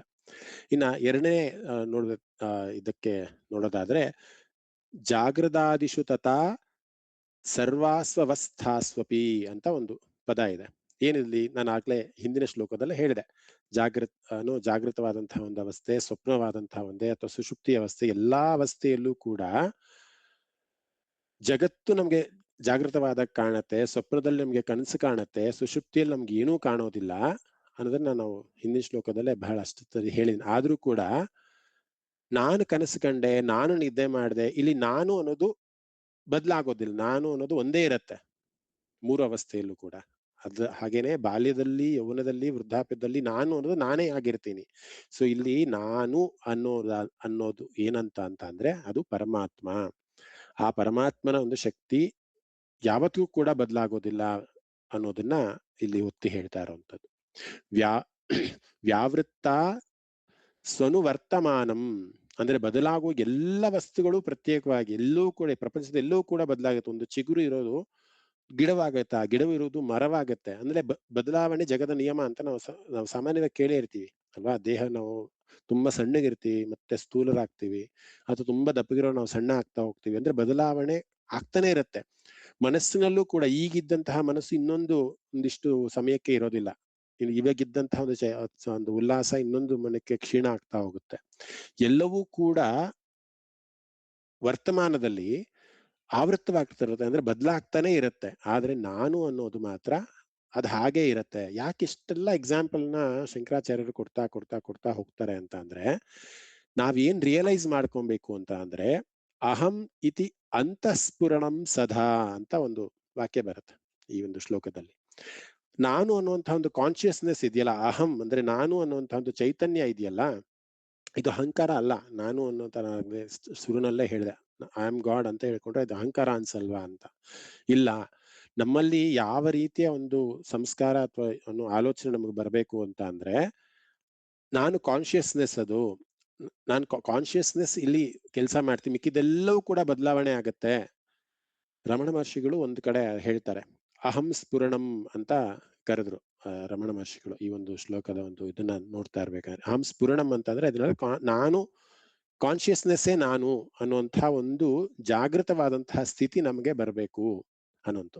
ಸ್ವಾತ್ಮಾನಂ ಪ್ರಕಟೀಕರೋತಿ ಭಜತಾಂ ಅಂತ ಬರುತ್ತೆ. ಅಂದ್ರೆ ಯಾರು ಈ ಕಾನ್ಶಿಯಸ್ನೆಸ್ಸೇ ನಾನು ಅಂತ ಯಾರು ಅರ್ಥೈಸ್ಕೊಂತಾರೆ ಅವರು ಆ ಗುರುವಿಗೆ, ಆ ದಕ್ಷಿಣಾಮೂರ್ತಿಗೆ ಶರಣಾಗತಿ ಆದ್ರೆ ಆಗ ಆ ದಕ್ಷಿಣಾಮೂರ್ತಿನೇ ನಮ್ಗೆ ಹೇಳ್ತಾನೆ, ನೀನ್ ಯಾರು ಅಂತ ಪ್ರಶ್ನೆ ಮಾಡಿದಾಗ ನೀನು ನಿರ್ಗುಣ ನಿರಾಕಾರದಂತಹ ಪರಬ್ರಹ್ಮ ಸ್ವರೂಪನ ನೀನು, ಅಹಂ ಶಿವೋಹಂ ಅಥವಾ ಅಹಂ ಬ್ರಹ್ಮಾಸ್ಮಿ ಅಂತ ನಾವೇನ್ ಹೇಳ್ತೀವಲ್ಲ, ಆ ನಾನು ಅನ್ನೋದು ಬೇರೆ ಇನ್ನೇನಿಲ್ಲ, ಅದು ಕಾನ್ಶಿಯಸ್ನೆಸ್ ಅನ್ನೋದನ್ನೇ ಆ ದಕ್ಷಿಣಾಮೂರ್ತಿ ಎನ್ನುವಂತಹ ಒಂದು ಶಕ್ತಿ ನಮಗೆ ಹೇಳ್ಕೊಡುತ್ತೆ ಅಂತ. ಯೋ ಮುದ್ರಯ ಭದ್ರಯ ಅಂದ್ರೆ ಈ ಜೀವಾತ್ಮ ಮತ್ತೆ ಪರಮಾತ್ಮ ಎರಡೂ ಕೂಡ ಏಕತ್ವವಾದದ್ದು ಅನ್ನುವಂತಹ ಒಂದು ಬೋಧನೆಯನ್ನ ಮಾಡುವಂಥದ್ದು. ಸಾಮಾನ್ಯವಾಗಿ ನಾವು ಚಿನ್ಮುದ್ರೆನ ಹಾಕ್ತೀವಲ್ಲ, ಚಿನ್ಮುದ್ರೆ ಅಂದ್ರೆ ಬೆರಳಿನ ತುದಿಗಳನ್ನ ಸೇರಿಸ್ಕೊಂತೀವಿ ಚಿನ್ಮುದ್ರೆಯಲ್ಲಿ. ಸೊ ಇಲ್ಲಿ ಜೀವಾತ್ಮ ಮತ್ತೆ ಪರಮಾತ್ಮ ಎರಡೂ ಕೂಡ ಸೇರಿಸಿದಾಗ ಅದಕ್ಕೋಸ್ಕರ ಅಲ್ಲಿ ಯೋ ಮುದ್ರಯ ಭದ್ರಯ ಅನ್ನುವಂಥ ಪದವನ್ನ ಉಪಯೋಗಿಸಿದ್ದಾರೆ. ಅಂದ್ರೆ ಮುದ್ರೆಯನ್ನ ನಾವು ಹಾಕ್ತಿವಿ, ಚಿನ್ಮುದ್ರೆಯನ್ನು ಹಾಕಿದಾಗಲೂ ಕೂಡ ಎರಡು ಬೆರಳುಗಳು ಸೇರ್ತಾ ಹೋಗುತ್ತೆ. ಅಂದ್ರೆ ಇಲ್ಲಿ ಜೀವಾತ್ಮ ಮತ್ತೆ ಪರಮಾತ್ಮ ಎರಡೂ ಕೂಡ ಏಕತ್ವವಾದದ್ದು ಅನ್ನುವಂತಹ ಒಂದು ಬೋಧನೆಯನ್ನ ಕೊಡ್ತಾ ಹೋಗುತ್ತೆ. ಸೊ ಇಡೀ ಈ ಶ್ಲೋಕ, 7ನೇ ಶ್ಲೋಕ ನಮ್ಗೆ ಏನ್ ಹೇಳ್ತಾ ಹೋಗುತ್ತೆ ಅಂತ ಅಂದ್ರೆ, ದೇಹ ಬದಲಾವಣೆಯನ್ನ ಹೊಂದುತ್ತೆ, ಮನಸ್ಸು ಬದಲಾವಣೆಯನ್ನ ಹೊಂದುತ್ತೆ, ಅನುಭವಗಳು ಬದಲಾವಣೆಯನ್ನ ಹೊಂದುತ್ತೆ, ಆದ್ರೆ ನಾನು ಅನ್ನುವಂತಹ ಒಂದು ಚೈತನ್ಯ ಸ್ವರೂಪ ಅಂದ್ರೆ ಪರಮಾತ್ಮ ಏನಿದ್ದಾನೆ, ಆ ಕಾನ್ಶಿಯಸ್ನೆಸ್ ಅನ್ನೋದೇನಿದೆ, ನಾನು ಅಂದ್ರೆ ಯಾರಿಲ್ಲಿ, ಅದೇ ಆತ್ಮ, ಅದೇ ಬ್ರಹ್ಮ, ಅದೇ ತುರಿಯ ಅಂತಂದ್ರೆ ಅಲ್ಟಿಮೇಟ್ ಆಗಿದ್ದು, ಅದು ನಾನೇ ಅನ್ನುವಂಥದ್ದು. ನಾವು ಕಣ್ಮುಚ್ಕೊಂಡು ಒಂದ್ಸತಿ ನಾನು ಬಾಲ್ಯದಲ್ಲಿ ಹೇಗಿದ್ದೆ, ನಾನು ಈಗ ಹೇಗಿದ್ದೀನಿ, ನಾನು ಅದೆಲ್ಲವೂ ಕೂಡ ಅಂತಂದ್ರೆ ಇಲ್ಲಿ ನಾನು ಅನ್ನುವಂಥ ಒಂದು ಪದ ಬರುತ್ತೆ. ಅಂದ್ರೆ ಆ ಪರಮಾತ್ಮ ಅನ್ನುವಂಥವನು ನಮ್ಮಲ್ಲಿ ಇದ್ದಾನೆ ಅನ್ನುವಂಥ ಒಂದು ಸಾರಾಂಶವನ್ನ ಹೇಳುವಂಥದ್ದು. ನನಗೆ ನಿಜವಾಗ್ಲೂ ಕೂಡ ಇದನ್ನ ಈ ಒಂದು ಕಾನ್ಸೆಪ್ಟ್ ಅಥವಾ ತತ್ವವನ್ನ ಎಕ್ಸ್ಪ್ಲೇನ್ ಮಾಡ್ತಾ ಇದ್ದಾಗ ಸುಮಾರು ಸತಿ ಅನ್ಸುತ್ತೆ, ನಿಜವಾಗ್ಲೂ ಇದು ಅರ್ಥ ಆಗೋ ತರ ನಾನು ಹೇಳ್ತಾ ಇದ್ದೀನ ಅಂತ. ಅಂದ್ರೆ ಅರ್ಥೈಸ್ಕೊಳ್ಳೋದು ಬೇರೆ, ಅರ್ಥೈಸ್ಕೊಂಡಿರೋದನ್ನ ವ್ಯಕ್ತಪಡಿಸುವಂಥದ್ದು ಬೇರೆ. ನೋಡಿ, ಈಗ ಬಾಲ್ಯಾದಿಶ್ವಪಿ ಅನ್ನೋದ್ರಲ್ಲೇನೆ ಅಷ್ಟು ತತ್ವ ಇದೆ. ಅಂದ್ರೆ ಏನಾಗಿದೆ, ನಾನು ಬಾಲ್ಯಾವಸ್ಥೆ, ಯೌವನಾವಸ್ಥೆ ಮತ್ತು ವೃದ್ಧಾಪ್ಯದಲ್ಲಿ ಆ ನಾನು ಅನ್ನೋದಿತ್ತು, ಆದ್ರೆ ಬಿಕ್ಕಿದ್ದೆಲ್ಲವೂ ಕೂಡ ಬದಲಾಯಿತು ಅನ್ನುವಂಥದ್ದು. ಸೊ ಈ ಕಾನ್ಶಿಯಸ್ನೆಸ್ ಅನ್ನೋದೇನಿದೆ, ಅಹಂ ಸ್ಫುರಣಂ ಅಂದ್ರೆ ನಾನು ಪರಬ್ರಹ್ಮ ಸ್ವರೂಪನಾಗಿದ್ದೀನಿ, ಅದಕ್ಕೋಸ್ಕರ ನಾನು ಯಾವುದೇ ಅವಸ್ಥೆಯಲ್ಲಿರಲಿ, ಬಾಲ್ಯದಲ್ಲಿರಲಿ, ಯೌವನದಲ್ಲಿರಲಿ ಅಥವಾ ವೃದ್ಧಾಪ್ಯದಲ್ಲಿರಲಿ, ನಾನು ಅನ್ನೋದಿದೆ. ಜಾಗೃತದಲ್ಲಿ, ಸ್ವಪ್ನದಲ್ಲಿ, ಸುಷುಪ್ತಿಯಲ್ಲಿ ನಾನು ಅನ್ನೋದಿದೆ ಅನ್ನೋದನ್ನ, ಆ ಕಾನ್ಶಿಯಸ್ ಅನ್ನ ಯಾರು ಅರ್ಥ ಮಾಡ್ಕೊಂಡ್ರೆ, ದೇಹ ಬದಲಾಗತ್ತೆ, ಮನಸ್ಸು ಬದಲಾಗತ್ತೆ, ಎಲ್ಲವೂ ಕೂಡ ಯಾಕೆ ಬದಲಾಗತ್ತೆ ಅಂದ್ರೆ ಇದು ಮಾಯೆ ಒಂದು ಪ್ರಪಂಚ. ಆ ಮಾಯೆನ ಬಿಟ್ಟು ಅಹಂ ಸ್ಫುರಣಂ, ನಾನು ಯಾರು ಅಂತ ಯಾರನ್ನ ಪ್ರಶ್ನೆ ಮಾಡಿದ್ರೆ, ನಾನು ಚಿದಾನಂದ ಸ್ವರೂಪನಾದ ಪರಮಾತ್ಮನೇ ನಾನು ಅನ್ನುವಂತಹ ಒಂದು ಪ್ರಜ್ಞೆ ನಮಗೆ ಯಾವಾಗ ಬಂದ್ಬಿಡತ್ತೆ, ಅಹಂ ಸ್ಫುರಣಂ ಅನ್ನುವಂತಹ ಪ್ರಜ್ಞೆ ನಮಗೆ ಯಾವಾಗ ಬಂದ್ಬಿಡತ್ತೆ, ಆಗ ದಕ್ಷಿಣಾಮೂರ್ತಿಯ ಕೃಪಾ ಕಟಾಕ್ಷ ನಮ್ಗೆ ಆಯ್ತು ಅನ್ನುವಂಥ ಒಂದು ಅರ್ಥವನ್ನ ಕೊಡುವಂಥದ್ದು ಈ ಇಡೀ 7ನೇ ಶ್ಲೋಕ. ಆಕ್ಚುಲಿ 7ನೇ ಶ್ಲೋಕದಲ್ಲಿ 1ನೇ ಶ್ಲೋಕದಿಂದ 6ನೇ ಶ್ಲೋಕದವರೆಗೂ ಏನು ಒಂದಿಷ್ಟು ಎಕ್ಸಾಂಪಲ್ಸ್ ನ ಶಂಕರಾಚಾರ್ಯರು ಕೊಡ್ತಾ ಹೋದ್ರು, ಅದನ್ನೇ ಸಮರೈಸ್ ಮಾಡಿ ಹೇಳ್ತಾ ಇರುವಂಥದ್ದು ಇಲ್ಲೆಲ್ಲವೂ ಕೂಡ. ನಾವು 5-6 ಶ್ಲೋಕಗಳಲ್ಲಿ ನೋಡಿದ್ವಿ ಎಷ್ಟು ಎಕ್ಸಾಂಪಲ್ಸ್ ನ. ಇದೊಂದು ದಕ್ಷಿಣಾಮೂರ್ತಿ ಶ್ಲೋಕದಲ್ಲಿ ಬಹಳಷ್ಟು ಅದ್ವೈತ ಸಿದ್ಧಾಂತವನ್ನ ಪ್ರತಿಬಿಂಬಿಸುವಂತಹ ಅಥವಾ ವಾದಿಸುವಂತಹ ಬಹಳಷ್ಟು ಎಕ್ಸಾಂಪಲ್ಸ್ ನ ಒಂದು ಮೊದಲೇ 5 ಶ್ಲೋಕದಲ್ಲೇ ಶಂಕರಾಚಾರ್ಯರು ಕೊಡ್ತಾ ಹೋದ್ರು. ಸೊ ನನಗೆ ಆ ಸಚ್ಚಿದಾನಂದ ಅನ್ನುವಂಥ ಒಂದು ಸ್ಥಿತಿಗೆ ನಾವು ಹೋಗ್ಬೇಕು ಅನ್ನೋದಾದ್ರೆ, ಆ ಸಚ್ಚಿದಾನಂದ ಸ್ವರೂಪವೇ ಚೈತನ್ಯ ಅನ್ನೋದನ್ನ ನಾವು ಅರ್ಥ ಮಾಡ್ಕೊಂತ ಹೋಗ್ಬೇಕು ಅನ್ನೋದಾದ್ರೆ, ಈ ಕಾನ್ಶಿಯಸ್ನೆಸ್ ಅನ್ನೋದು ಬಹಳ ಮುಖ್ಯ ಆಗ್ತಾ ಹೋಗುತ್ತೆ. ಮತ್ತೆ ಈ ನಿದ್ರೆಯ ಒಂದು ಅವಸ್ಥೆಯನ್ನು ನಾನು ಹೇಳ್ತಾ ಇದ್ದೆ. ನಾವು ಅನ್ಕೊಂತೀವಲ್ಲ, ಈಗ ಸಾಮಾನ್ಯವಾಗಿ ನಾವು ಹೋಗಿ ನಿದ್ರೆ ಮಾಡ್ತೀವಿ, ನಮ್ಗೆ ನಿದ್ದೆ, ಈಗ ನಾನು ಹೋಗಿ ನಿದ್ದೆ ಮಾಡಿದೆ ಅಂತ ಹೇಳ್ತೀನಿ, ಸಾಮಾನ್ಯವಾಗಿ ಕನ್ನಡದಲ್ಲಿ ನಾವು ಹೇಳ್ತೇವೆ ನಾನು ಹೋಗಿ ನಿದ್ದೆ ಮಾಡಿದೆ ಅಂತ. ನಿದ್ದೆ ಅನ್ನೋದನ್ನ ನೀವು ಮಾಡಿಲ್ಲ, ಆಕ್ಚುಲಿ ನೀವು ಹೋಗಿ ಸುಮ್ಮನೆ ಮಲಗ್ತೀರಾ ಅಷ್ಟೇ. ನಿದ್ದೆ ಬರುವಂತದ್ದು ಆ ಚೈತನ್ಯ ಸ್ವರೂಪನೂ ಆ ಶಕ್ತಿಯನ್ನ ಕೊಡ್ತಾನೆ ನಿಮ್ಗೆ ನಿದ್ರೆ ಮಾಡೋದಕ್ಕೆ. ನಾವ್ ಎಷ್ಟೋ ಸತಿ ಮಲಗಿದಾಗ ಸುಮಾರು ಸತಿ ಒದ್ದಾಡ್ತೀವಿ, ಅಯ್ಯೋ ನಿದ್ದೆನೆ ಬರ್ತಾ ಇಲ್ಲಪ್ಪ, ಇಷ್ಟು ಮಲಗಿದ್ರು ನಿದ್ದೆನೆ ಬರ್ತಾ ಇಲ್ಲ, ಅಯ್ಯೋ ಏನಪ್ಪ ಗ್ರಾಚಾರ ಆಯ್ತು, ನಿದ್ದೆನೆ ಬರ್ತಿಲ್ಲ. ನಿದ್ದೆ ಅನ್ನೋದು ನೀವು ನಿಮ್ಮ ಸ್ವಂತದಿಂದ ತೆಗೆದುಕೊಳ್ಳಕ್ ಸಾಧ್ಯನೇ ಇಲ್ಲ. ಆ ಚೈತನ್ಯ ಶಕ್ತಿ ಅನ್ನೋದು ನಿಮ್ಮ ದೇಹಕ್ಕೆ ವಿಶ್ರಾಂತಿ ಬೇಕಾಗಿದೆ ಅನ್ನೋ ಒಂದು ಕಾರಣದಿಂದ ಕೊಟ್ರೆ ಮಾತ್ರ ನಿಮ್ಗೆ ನಿದ್ದೆ ಬರುತ್ತೆ. ಅದು ನನಗೂ ಆಗಿದೆ, ನಿಮ್ಗೂ ಆಗಿದೆ ಎಷ್ಟೋ ಸತಿ. ಮಲಗಿರ್ತೀವಿ, ದೇಹ ದಣಿದಿರತ್ತೆ ಅಥವಾ ಮನಸ್ಸು ಸರಿಗಿಲ್ಲ, ಏನೇ ಆಗಿರಲ್ಲ, ಆದ್ರೂ ಕೂಡ ನಮಗೆ ನಿದ್ದೆ ಒಂದ್ಸತಿ ಬರಲ್ಲ. ರೋಗಗಳಿಂದ ನಿದ್ದೆ ಬರಲ್ಲ, ಚಿಂತೆಗಳಿಂದ ನಿದ್ದೆ ಬರಲ್ಲ. ಅದ್ ಯಾಕೆ ಅಂತ ಅಂದ್ರೆ ಆ ಸಬ್ ಕಾನ್ಶಿಯಸ್ ಮೈಂಡ್, ಆ ಸೂಕ್ಷ್ಮವಾದಂತಹ ಆ ಪರಮಾತ್ಮ ಏನಿರ್ತಾನಲ್ಲ, ಅವನು ಕೊಡಬೇಕು ನಮ್ಗೆ ನಿದ್ದೆಯನ್ನ ನೀನ್ ಮಾಡಬೇಕು ಅಂತ. ಆಗ ಮಾತ್ರ ನಮಗೆ ನಿದ್ದೆ ಬರುತ್ತೆ. ಆ ಸುಷುಪ್ತಿಯ ಸ್ಥಿತಿಗೆ ಹೋಗ್ತೀವಿ ಅಥವಾ ನಿದ್ರೆಯ ಸ್ಥಿತಿಗೆ ನಾವು ಹೋಗ್ತೀವಿ. ನಾವಾಗಿ ನಾವು ಮಲಗುತ್ತೀವಿ ಅನ್ನೋದಾದ್ರೆ ಅದು ಬರೀ ಮಾಯೆಯ ಒಂದು ಪ್ರಪಂಚ ಮಾತ್ರ ಮಲಗುತ್ತೆ. ಆ ಚೇತನ ಅನ್ನುವಂತಹ ಒಂದು ಶಕ್ತಿ ನಮಗೆ ನಿದ್ರೆಯನ್ನ ಕೊಡಬೇಕು. ಆಗ ಮಾತ್ರ ನಮಗೆ ನಿದ್ದೆ ಬರುತ್ತೆ. ಸೊ ಇವೆಲ್ಲವೂ ಕೂಡ ಯಾರು ಮೊನ್ನೆ ಪ್ಯಾಲೇಸ್ ಗ್ರೌಂಡ್ಸ್ ಅಲ್ಲಿ ಹೋಗ್ ಬಂದ್ರಿ, ಅಲ್ಲಿನ ಮಕ್ಕಳು ಒಂದಿಷ್ಟು ಎಕ್ಸಿಬಿಷನ್ ಮಾಡಿಟ್ಟಿದ್ರು. ನನಗೆ ನಿಜವಾಗ್ಲೂ ಬಹಳ ಆಶ್ಚರ್ಯ ಆಯ್ತು, ಮತ್ತೆ ಬಹಳ ಖುಷಿ ಕೂಡ ಆಯ್ತು. ಯಾಕೆಂದ್ರೆ ಈ ದಕ್ಷಿಣಾಮೂರ್ತಿ ಶ್ಲೋಕದಲ್ಲಿ ಇದ್ದಂತಹ ತತ್ವ ಏನಿದೆ ಅಥವಾ ಸೂಕ್ಷ್ಮವಾದಂತಹ ಒಂದು ವಿಚಾರಗಳೇನಿದೆ, ಅದನ್ನ ಎಕ್ಸ್ಪೆರಿಮೆಂಟ್ ಮುಖಾಂತರ ಅಲ್ಲಿ ತೋರಿಸ್ತಾ ಇದ್ದಾರೆ. ಅದ್ ಎಷ್ಟರ ಮಟ್ಟಿಗೆ ತೋರಿಸಿದೆ ನನ್ಗೆ, ಯಾರ್ಯಾರು ಹೋಗಿದ್ರು ಗೊತ್ತಿಲ್ಲ, ಯಾರ್ಯಾರು ಹೋಗಿದ್ರೆ ಅವ್ರಿಗೆ ಖಂಡಿತ ಅರ್ಥ ಆಗಿರುತ್ತೆ ನಾನು ಏನ್ ಹೇಳ್ತಾ ಇದ್ದೀನಿ ಅಂತ. ನಮ್ಮ ಪ್ರಕೃತಿಯಲ್ಲಿ ಏನಿದೆ, ನಾವು ಪ್ರಕೃತಿಯಲ್ಲಿ ನೋಡ್ತಾ ಇದ್ದೀವಿ, ಗಿಡ ಮರ ಎಲೆ ಪ್ರತಿಯೊಂದು ನೋಡ್ತಾ ಇದ್ ಪ್ರತಿಯೊಂದು ಕೂಡ ಇದೇ ತತ್ವವನ್ನೇ ಹೇಳ್ತಾ ಇದೆ ಅನ್ನೋದನ್ನ ಅವ್ರ ಎಕ್ಸ್ಪೆರಿಮೆಂಟ್ ಮುಖಾಂತರ ತೋರಿಸಿದ್ದಾರೆ. ನಾನು ಒಂದೊಂದನ್ನು ಕೂಡ ನಿಮ್ಗೆ ಇಲ್ಲಿ ಚಿತ್ರಣದಲ್ಲಿ ನಾನು ತೋರ್ಸಕ್ಕಾಗಲ್ಲ, ಬಟ್ ನಾನು ಅದು ಅರ್ಥೈಸ್ಕೊಂಡಿದ್ದೀನಿ ಆ ಒಂದು ಎಕ್ಸ್ಪೆರಿಮೆಂಟ್ ಗಳನ್ನ ನೋಡಿ. ಯಾವುದೋ ಒಂದು ತಂತಿ, ಆ ತಂತಿಗೆ ಎಂತಹ ಗುಣ ಇದೆ ಅಂತ ಅಂದ್ರೆ ಒಂದು ಪ್ರಮಾಣದ ಒಂದು ಟೆಂಪರೇಚರ್ ನಲ್ಲಿ ಆ ತಂತಿಯನ್ನ ಬಿಸಿ ಮಾಡಿ ಅದಕ್ಕೊಂದು ಶೇಪ್ ಅನ್ನ ಕೊಟ್ರೆ, ಒಂದು ಏರೋಪ್ಲೇನ್ ನ ಶೇಪ್ ಅನ್ನ ಕೊಟ್ಟಿದ್ರು ಅಲ್ಲಿ ವಿದ್ಯಾರ್ಥಿಗಳು. ಮತ್ತೆ ನೀವು ಅದನ್ನ ಸ್ಟ್ರೈಟ್ ಮಾಡಿಬಿಟ್ಟು, ಸ್ಟ್ರೈಟ್ ಮಾಡಿದ್ರೆ ಸ್ಟ್ರೈಟ್ ಆಗುತ್ತೆ ಮತ್ತೆ ಅದು. ಆ ಬಿಸಿಯ ನೀರಿನ ಒಳಗಡೆ ಮತ್ತೆ ಆ ತಂತಿಯನ್ನ ನೀವು ಹಾಕಿದ್ರೆ ಆ ಒಂದು ಪ್ರಮಾಣದಲ್ಲಿ ಏನು ಕಾಯಿಸಿದ್ರಲ್ಲ ಆ ತಂತಿ, ಅದು ಯಾವ ಆಕಾರದಲ್ಲಿ ಇತ್ತು ತಕ್ಷಣ ಅದೇ ಆಕಾರಕ್ಕೆ ಹೊರಟೋಗುತ್ತೆ ಅದು. ಅದು ಏನನ್ನ ಆ ಎಕ್ಸಿಬಿಷನ್ ನ ತತ್ವ ಏನಾಗಿತ್ತು ಅಂತ ಅಂದ್ರೆ, ನಾವು ಜೀವಾತ್ಮರಾಗಿ ಯಾವುದೋ ಒಂದು ಈ ಒಂದು ಪ್ರಪಂಚದಲ್ಲಿ ನಾವು ಬಂದಿದ್ದೀವಿ. ಒಂದು ಪ್ರಮಾಣದಲ್ಲಿ ಈ ಆತ್ಮವನ್ನ ನಾವು ಟ್ರೈನ್ ಮಾಡ್ತೀವಿ. ನಾನಾಗ್ಲೇ ಹೇಳಿದೆ, ಚಿತ್ತ ಅನ್ನೋದನ್ನ ನಾನು ಭಗವದ್ಗೀತೆಯ ಒಂದು ಇದ್ರಲ್ಲಿ ಹೇಳ್ತಾ ಇದ್ವಿ. ಆ ಚಿತ್ತಕ್ಕೆ ಒಂದಿಷ್ಟು ಸಂಸ್ಕಾರಗಳನ್ನ ಕೊಡ್ತಾ ಹೋಗ್ತೀವಿ. ನಾನದೇ ಆ ತಂತಿಗೆ ಒಂದು ಸಮ ಪ್ರಮಾಣದಲ್ಲಿ ಒಂದು ಶಾಖವನ್ನ ಕೊಟ್ಟು ಒಂದು ಏರೋಪ್ಲೇನ್ ಒಂದು ಆಕಾರದಲ್ಲಿ ಮಾಡಿದ್ರು ಅಂತ ಹೇಳಿದ್ನಲ್ಲ. ಈ ಒಂದು ಜನ್ಮದಲ್ಲಿ ನಾವು ಒಂದು ಸಂಸ್ಕಾರವನ್ನ ಈ ಚಿತ್ತಕ್ಕೆ ಕೊಡ್ತಾ ಹೋಗ್ತೀವಿ. ಆ ಚಿತ್ತ ಮತ್ತೆ ಈ ದೇಹವನ್ನ ಬಿಟ್ಟು ಮತ್ತೆ ಇನ್ನೊಂದು ಜನ್ಮವನ್ನ ತೆಗೆದುಕೊಂಡಾಗ, ಮತ್ತೆ ದೇಹ ಅನ್ನೋದಕ್ಕೆ ಸಿಕ್ಕಿದಾಗ, ಆ ಬಿಸಿನೀರಿಗೆ ನಮಗೆ ಆ ತಂತಿಯನ್ನು ಹಾಕಿದ್ರೆ ಹೇಗೆ ಮತ್ತೆ ಅದೇ ಆಕಾರವನ್ನು ತೆಗೆದುಕೊಳ್ಳುತ್ತೋ, ಹಾಗೆ ಈ ದೇಹವನ್ನ ಬಿಟ್ಟು ಮತ್ತಿನ್ನೊಂದು ದೇಹ ಅದಕ್ಕೆ ಸಿಕ್ಕ ತಕ್ಷಣ ಅದೇ ಚಿತ್ತ ಮತ್ತೆ ಅಲ್ಲಿಗೆ ಹೋಗಿ ಇನ್ಸ್ಟಾಲ್ ಆಗ್ಬಿಡತ್ತಲ್ಲ. ಅದೆಷ್ಟು ಎಷ್ಟು ಚೆನ್ನಾಗಿದೆ ಅದು. ನನಗೆ ಯಾರ್ಯಾರು ಅಲ್ಲಿ ಹೋಗಿ ಆ ಎಕ್ಸಿಬಿಷನ್ ನೋಡಿದ್ರು ಅವ್ರಿಗೆ ಅರ್ಥ ಆಗತ್ತೆ ನಾನು ಏನ್ ಹೇಳ್ತಾ ಇದ್ದೀನಿ ಅಂತ. ಪ್ರಕೃತಿಯಲ್ಲಿ ಅಂತಹ ಒಂದು ವಿಸ್ಮಯಗಳಿದೆ. ದಕ್ಷಿಣಾಮೂರ್ತಿ ಶ್ಲೋಕದಲ್ಲಿ ಹೇಳ್ತಿರೋದು ಅಹಂ ಬ್ರಹ್ಮ, ನನ್ನಲ್ಲೇ ಪ್ರತಿಯೊಂದು ಇದೆ, ನನ್ನಲ್ಲೇ ಚೈತನ್ಯ ಇದೆ. ಆ ಚೈತನ್ಯ ಇಂತಹ ಮಟ್ಟಿಗಿದೆ ಅಂದ್ರೆ ಆನಂದ ಸ್ವರೂಪನಾಗಿದ್ದಾನೆ ಆ ಚೈತನ್ಯ. ಆದ್ರೆ ನಾವು ಈ ಚಿತ್ತವನ್ನ ಬೇರೆ ಕಡೆಗೆ ವಿಷಯಗಳ ಭೋಗದಲ್ಲಿ ಅಥವಾ ಬೇರೆ ಕಡೆ ಸಾಂಸಾರಿಕವಾದಂತಹ ಒಂದು ಕಟ್ಟುಪಾಡುಗಳಲ್ಲಿ ಅಥವಾ ವಿಲಕ್ಷಣವಾದಂತಹ ಒಂದು ವ್ಯಸನಗಳಲ್ಲಿ ಅದನ್ನ ನಾವು ಕಲ್ಮಶ ಮಾಡ್ಕೊಂಡ್ಬಿಟ್ಟಿದೀವಿ ಆತ್ಮವನ್ನ. ಅದನ್ನ ನಾವು ಕ್ಲೆನ್ಸ್ ಮಾಡ್ಕೊಂಡಾಗ ಮತ್ತೆ ಆ ಚಿದಾನಂದ ಸ್ವರೂಪ ಮತ್ತೆ ಆನಂದಮಯವಾಗಿ ಪರಬ್ರಹ್ಮನಲ್ಲಿ ಹೋಗಿ ಲೀನನಾಗ್ತಾನೆ ಅನ್ನೋದ್ರಲ್ಲಿ ಯಾವುದೇ ರೀತಿಯ ಒಂದು ಸಂಶಯವಿಲ್ಲ. ಅದಕ್ಕೋಸ್ಕರ ಇಡೀ ಈ ದಕ್ಷಿಣಾಮೂರ್ತಿ ಶ್ಲೋಕ ಹೇಳೋದೇ ಒಂದು, ಈ ದಕ್ಷಿಣ ಅಂತಂದ್ರೆ ಆ ಜ್ಞಾನವನ್ನ ಪಡ್ಕೊಬೇಕು. ಆ ಗುರುಮೂರ್ತಿ ಆದಂತಹ ದಕ್ಷಿಣಾಮೂರ್ತಿನ ಒಂದು ಮೊರೆನ ಹೋದಾಗ, ಮೊರೆ ಅಂತಂದ್ರೆ ಮತ್ತೆ ಇಲ್ಲಿ ಯಾವುದೋ ಒಂದು ದೇವರಲ್ಲ ಇಲ್ಲಿ ದಕ್ಷಿಣಾಮೂರ್ತಿ ಅಂದ್ರೆ, ಅಥವಾ ಈಶ್ವರನ ಒಂದು ಅವತಾರವೇ ದಕ್ಷಿಣಾಮೂರ್ತಿ.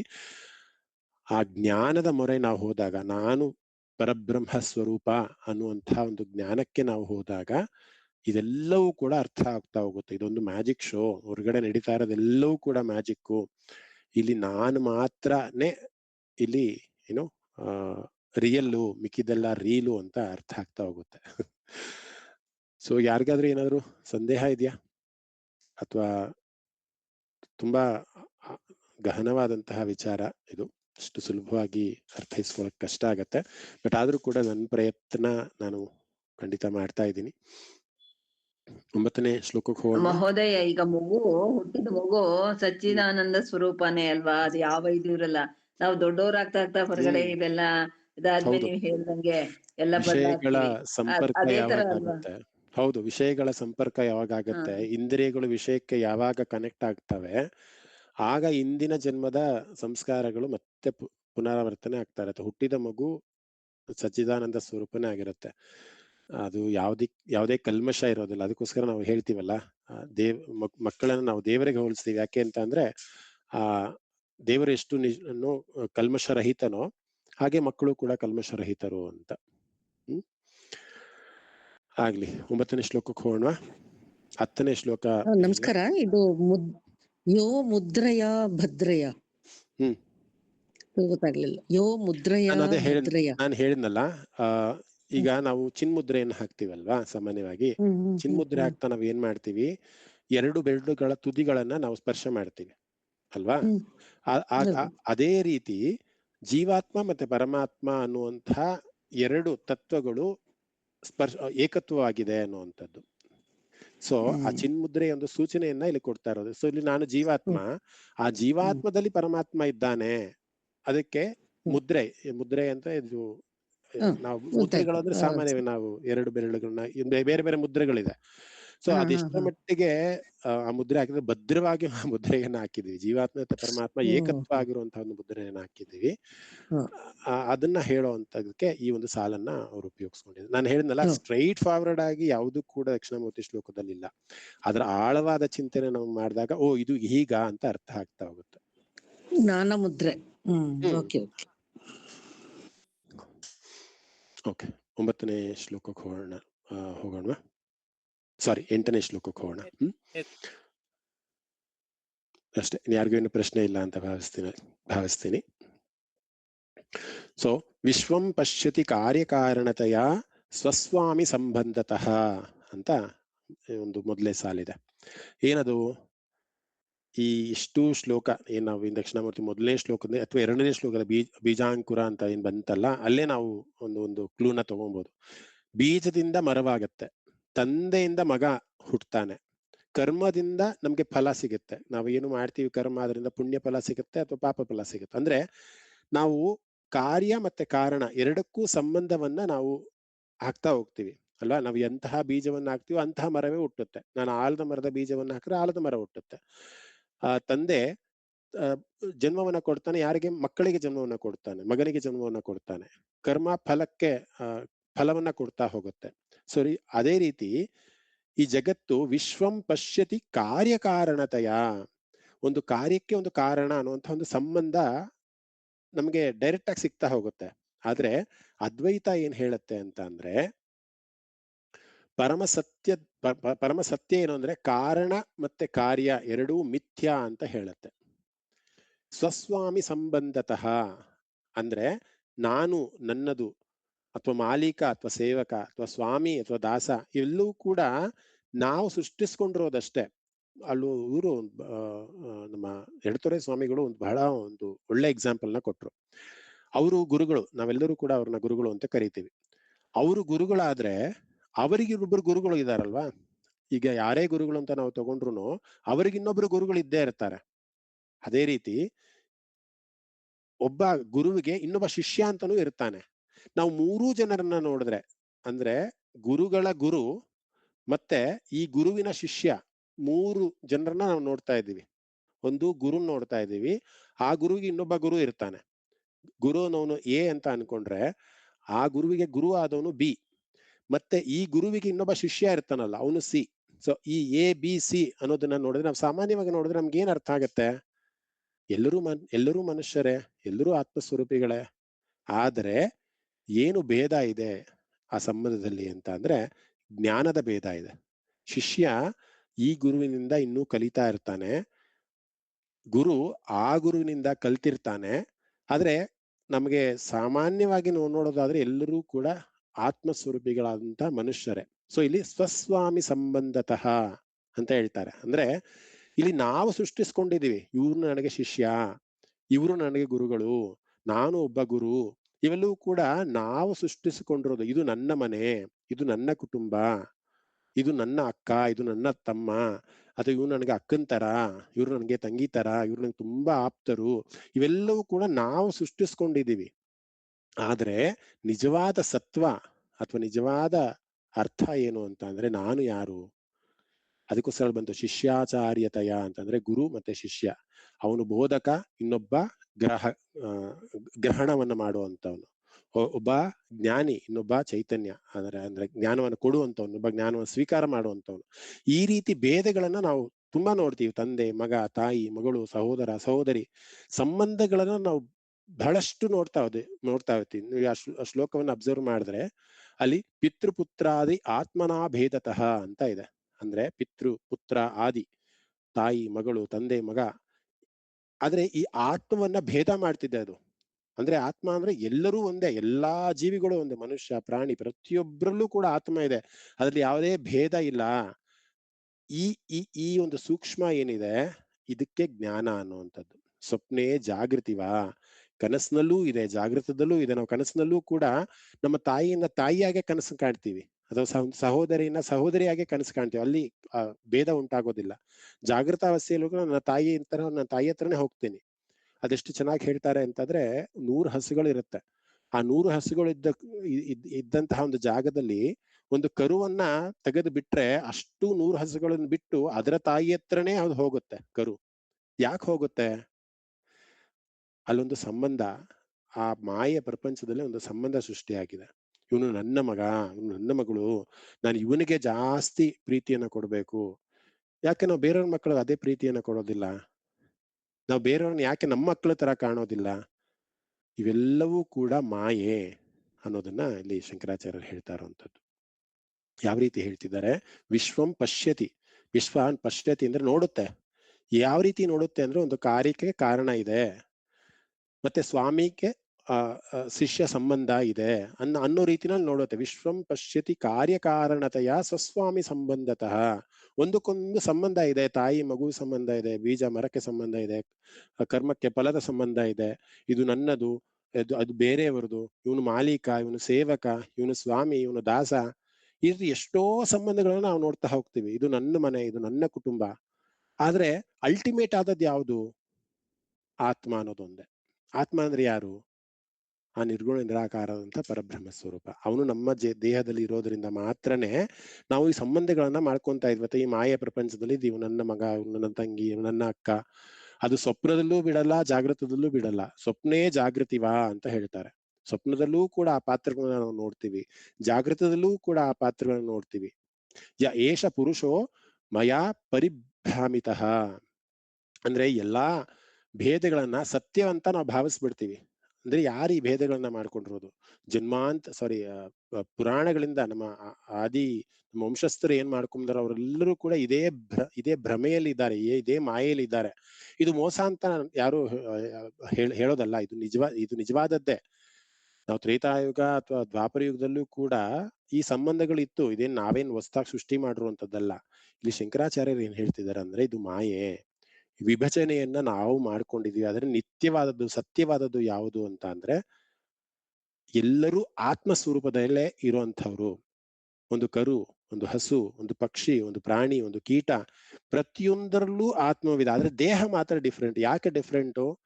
ನಾವು ಮಾಡುವಂತಹ ಕರ್ಮದ ಫಲವಾಗೋ, ನಮ್ಮ ಚಿತ್ತದ ಒಂದು ಇನ್ಪುಟ್ಸ್ ನ ಫಲವಾಗೋ, ಯಾವುದೋ ಒಂದು ಇದರಿಂದ ಅದಕ್ಕೆ ಆ ಜನ್ಮ ಪ್ರಾಪ್ತಿಯಾಗಿದೆ. ನಾವಿವತ್ತು ಮನುಷ್ಯನ ಜನ್ಮ ನಮ್ಗೆ ಪ್ರಾಪ್ತಿಯಾಗಿದೆ. ಇಲ್ಲಿ ಕೂತಿದೀವಿ, ನಾವು ಮಾತಾಡ್ತಾ ಇದೀವಿ. ಈ ಒಂದು ಜ್ಞಾನವನ್ನ ನಾವು ಅರ್ಥಕೊಳ್ಳೋದಕ್ಕೆ ಪ್ರಯತ್ನ ಮಾಡ್ತಿದ್ವಿ ಅಂದ್ರೆ ಇದು ನಮ್ಮ ಪೂರ್ವ ಜನ್ಮದ ಸುಕೃತ. ಅದಕ್ಕೋಸ್ಕರ ಈ ಧರ್ಮ ಸೂಕ್ಷ್ಮಗಳು ನಮ್ಗೆ ಅರ್ಥ ಆಗ್ತಾ ಹೋಗುತ್ತೆ. ಭಗವದ್ಗೀತೆಯಲ್ಲಿ ಕೃಷ್ಣ ಏನಂತ ಹೇಳ್ತಾನೆ, ಮುಕ್ತಿನ ಯಾವ ರೀತಿ ಪಡಿಬಹುದು, ಮುಕ್ತಿಯನ್ನ ಪಡಿಬೇಕಾದ್ರೆ ನಮ್ಮಲ್ಲಿ ದಾರಿಗಳು ಯಾವ್ಯಾವ್ದಿದೆ, ನಾನು ಯಾರು. ಯಾವುದೇ ಒಬ್ಬ ಮುಕ್ತಿಯನ್ನ ಪಡಿಬೇಕು ಅನ್ನುವಂತಹ ಒಬ್ಬ ಜಿಜ್ಞಾಸು ಯಾರು ಇಟ್ಕೊಂಡಿರ್ತಾನೆ, ಅವನಿಗೆ ಇಲ್ಲಿರೋದು ಎರಡೇ ಪ್ರಶ್ನೆ ಅಂತ. ಒಂದು ಪ್ರಶ್ನೆ ನಾನ್ ಯಾರು ಅಂತ ಅರ್ಥ ಮಾಡ್ಕೊಳ್ಳೋದು. ಇನ್ನೊಂದು ಆ ಪರಮಾತ್ಮ ಯಾರು ಅಂತ ಅರ್ಥ ಮಾಡ್ಕೊಳ್ಳೋದು. ಇಡೀ ಶಾಸ್ತ್ರನ ನಾವು ಅಧ್ಯಯನ ಮಾಡೋದೇ ಈ ಎರಡು ಪ್ರಶ್ನೆಗಳಿಗೋಸ್ಕರ. ಇಲ್ಲಿ ನಾನ್ ಯಾರು ಅಂತ ಅರ್ಥ ಮಾಡ್ಕೊಳ್ಳುವಂತ ಪ್ರಯತ್ನ ಆಗ್ತಿರೋದು ಈ ದಕ್ಷಿಣಾಮೂರ್ತಿ ಶ್ಲೋಕದಲ್ಲಿ. ನಾನು ಯಾರು ಅಂತ ಅಂದ್ರೆ ಈ ಮಾಯೆಯಿಂದ ಹೊರತುಪಡಿಸಂತ ಆತ್ಮವೇ ನಾನು ಅನ್ನೋದನ್ನ ಅರ್ಥ ಮಾಡ್ಕೊಂಡ್ಬಿಟ್ರೆ, ನನ್ನಲ್ಲಿರುವಂತಹ ಪರಮಾತ್ಮ ಇವೆಲ್ಲವನ್ನು ಕೂಡ ಮಾಡಿಸಿದಾನೆ, ಆ ಚೈತನ್ಯ ಸ್ವರೂಪ ಅವನು ಅನ್ನೋದನ್ನ ಅರ್ಥ ಮಾಡ್ಕೊಂಡ್ಬಿಟ್ರೆ ಇಡೀ ಶಾಸ್ತ್ರದ ಅಧ್ಯಯನ ಮಾಡಿದ ಹಾಗೇನೆ. ಆದ್ರೆ ಅದಷ್ಟು ಸುಲಭವಾದ ಮಾತಲ್ಲ. ನಾನು ಯಾರು, ಅಹಂ ಬ್ರಹ್ಮಾಸ್ಮಿ ಅಂತ ಹೇಳೋದು ಮಾತ್ರ ಸುಲಭ ಆಗತ್ತೆ. ಈ ಮಾಯೆ ಪ್ರಪಂಚದಿಂದ ಹೊರಗಡೆ ಬರೋದು ಬಹಳ ಕಷ್ಟ ಆಗತ್ತೆ. ಈ ಮಾಯೆ ಪ್ರಪಂಚದಿಂದ ಹೊರಗಡೆ ಬಂದು ನಮಗೆ ಚೈತನ್ಯ ಸ್ವರೂಪವನ್ನ ಕೊಡ್ತಾ ಇರೋನು ಯಾರು ಅಂತ ನಾವು ಅವನನ್ನ ಹುಡುಕ್ತಾ ಹೋಗ್ತೀವಿ. ಒಬ್ರು ಜೀಸಸ್ ಅಂತಾರೆ, ಇನ್ನೊಬ್ರು ಅಲ್ಲಾ ಅಂತಾರೆ, ಇನ್ನೊಬ್ರು ಗುರುನಾನಕ್ ಅಂತಾರೆ, ಇನ್ನೊಬ್ರು ಸಾಯಿಬಾಬಾ ಅಂತಾರೆ.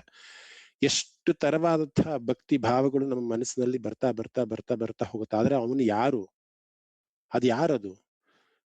ಆ ಪೌರ್ಣಮಿಗೆ ಚಂದ್ರ ಪ್ರಕಾಶವಾಗಿ ಬೆಳಗ್ತಾನೆ, ಅಮಾವಾಸ್ಯೆಗೆ ಪೂರ್ತಿ ಕತ್ಲಾಗತ್ತೆ. ಈ ಕ್ರಿಯೆಯನ್ನ ಮಾಡ್ತಿರುವಂಥವನು ಯಾರು? ನಾನು ಹಸುವಿನ ಒಂದು ಎಕ್ಸಾಂಪಲ್ನೇ ಕೊಡ್ತೀನಿ. ಹಸು ನಡಿಬೇಕಂದ್ರೆ ಹಸುವಿನ ಕಾಲಿನ ಗೊರಸು ನೀವು ನೋಡ್ಬೋದು. ಅದಕ್ಕೆ ದೇವರು ಕಲ್ಲು ಮುಳ್ಳುಗಳನ್ನ ಚುಚ್ಚದೇ ಇರೋ ತರ ಮ್ಯಾಪ್ ಮಾಡಿದ್ದಾನೆ, ಆ ರೀತಿ ಒಂದು ವ್ಯವಸ್ಥೆಯನ್ನ ಮಾಡಿದ್ದಾನೆ. ಯಾಕಂದ್ರೆ ಆ ಪರಮಾತ್ಮನಿಗೆ ಗೊತ್ತು ಇದು ಎಲ್ಲೆಲ್ಲೋ ಓಡಾಡುತ್ತೆ, ಎಲ್ಲೆಲ್ಲೋ ಕಲ್ಲು ಮುಳ್ಳುಗಳಲ್ಲಿ ಓಡಾಡಿ ಅದರ ಆಹಾರವನ್ನ ಸಂಗ್ರಹ ಮಾಡ್ಬೇಕು. ಆದ್ರೆ ಮನುಷ್ಯನ್ಗೆ ಹಾಕಿ ಕೊಟ್ಟಿಲ್ಲ. ಯಾಕಂದ್ರೆ ದೇವ್ರಿಗೆ ಗೊತ್ತು ಇವರು ಈ ರೀತಿ ಎಲ್ಲ ಮಾಡಲ್ಲ, ಇವರು ಆರಾಮಾಗಿ AC ರೂಮಲ್ಲಿ ಕುತ್ಕೊಂಡು ಊಟ ಮಾಡ್ತಾರೆ ಅಂತ. ಸೊ ಹಾಗೆ ಪ್ರತಿಯೊಂದನ್ನು ಕೂಡ ವ್ಯವಸ್ಥಿತವಾಗಿ ಮಾಡಿರುವಂತಹ ಆ ಶಕ್ತಿ ಏನಿದೆ, ಆ ಒಂದು ಕ್ರಿಯೆ ಏನಿದೆ, ಆ ಒಂದು ಕ್ಯಾಲ್ಕುಲೇಷನ್ ಏನಿದೆ, ಆ ಒಂದು ಮೆಕ್ಯಾನಿಸಮ್ ಏನಿದೆ, ಅದನ್ನ ಮಾಡಿದವ್ರು ಯಾರು? ಕಾರ್ಯ ಮತ್ತೆ ಕಾರಣ. ಇದನ್ನ ನಾವು ಹುಡುಕ್ತಾ ಹೋದಾಗ ನಾನು ಯಾರು ಮತ್ತೆ ಆ ಪರಮಾತ್ಮ ಯಾರು ಅನ್ನೋದನ್ನ ನಾವು ಗ್ರಹಣ ಮಾಡ್ತಾ ಹೋದಾಗ ನಮಗೆ ಅರ್ಥಕೊಳ್ಳುವಂಥದ್ದು ಒಂದೇ, ಅದು ಜ್ಞಾನ. ಆ ಜ್ಞಾನ ಅಂದ್ರೆ ಏನು? ಅದಕ್ಕೆ ದಕ್ಷಿಣಾಮೂರ್ತಿ ಅಂತ ಕರೆಯುವಂಥದ್ದು. ದಕ್ಷಿಣ ಅಂತ ಅವತ್ತಿಂದನೂ ಹೇಳ್ತಾ, ದಕ್ಷಿಣ ಅಂತಂದ್ರೆ ಒಂದು ದಿಕ್ಕು ಅಲ್ಲ, ದಕ್ಷಿಣ ಅಂತಂದ್ರೆ ಜ್ಞಾನ. ಆ ಜ್ಞಾನವನ್ನ ಯಾರು ಅರಿತಾರೆ ಅವರು ಮುಕ್ತಿಗೆ ಬೇಗ ಪ್ರಾಪ್ತರಾಗ್ತಾರೆ ಅಂತ.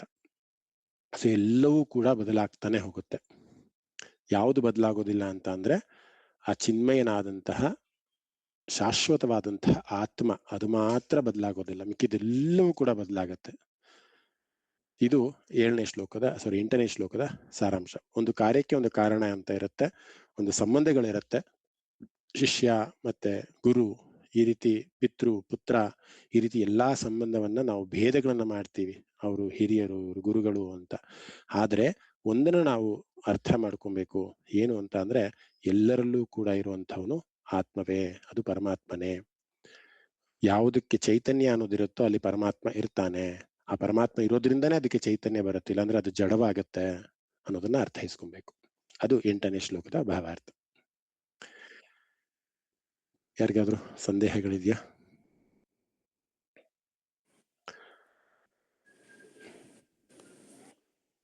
ಮಾಡ್ಕೊಂಡ್ರೆ ಸಾಕು.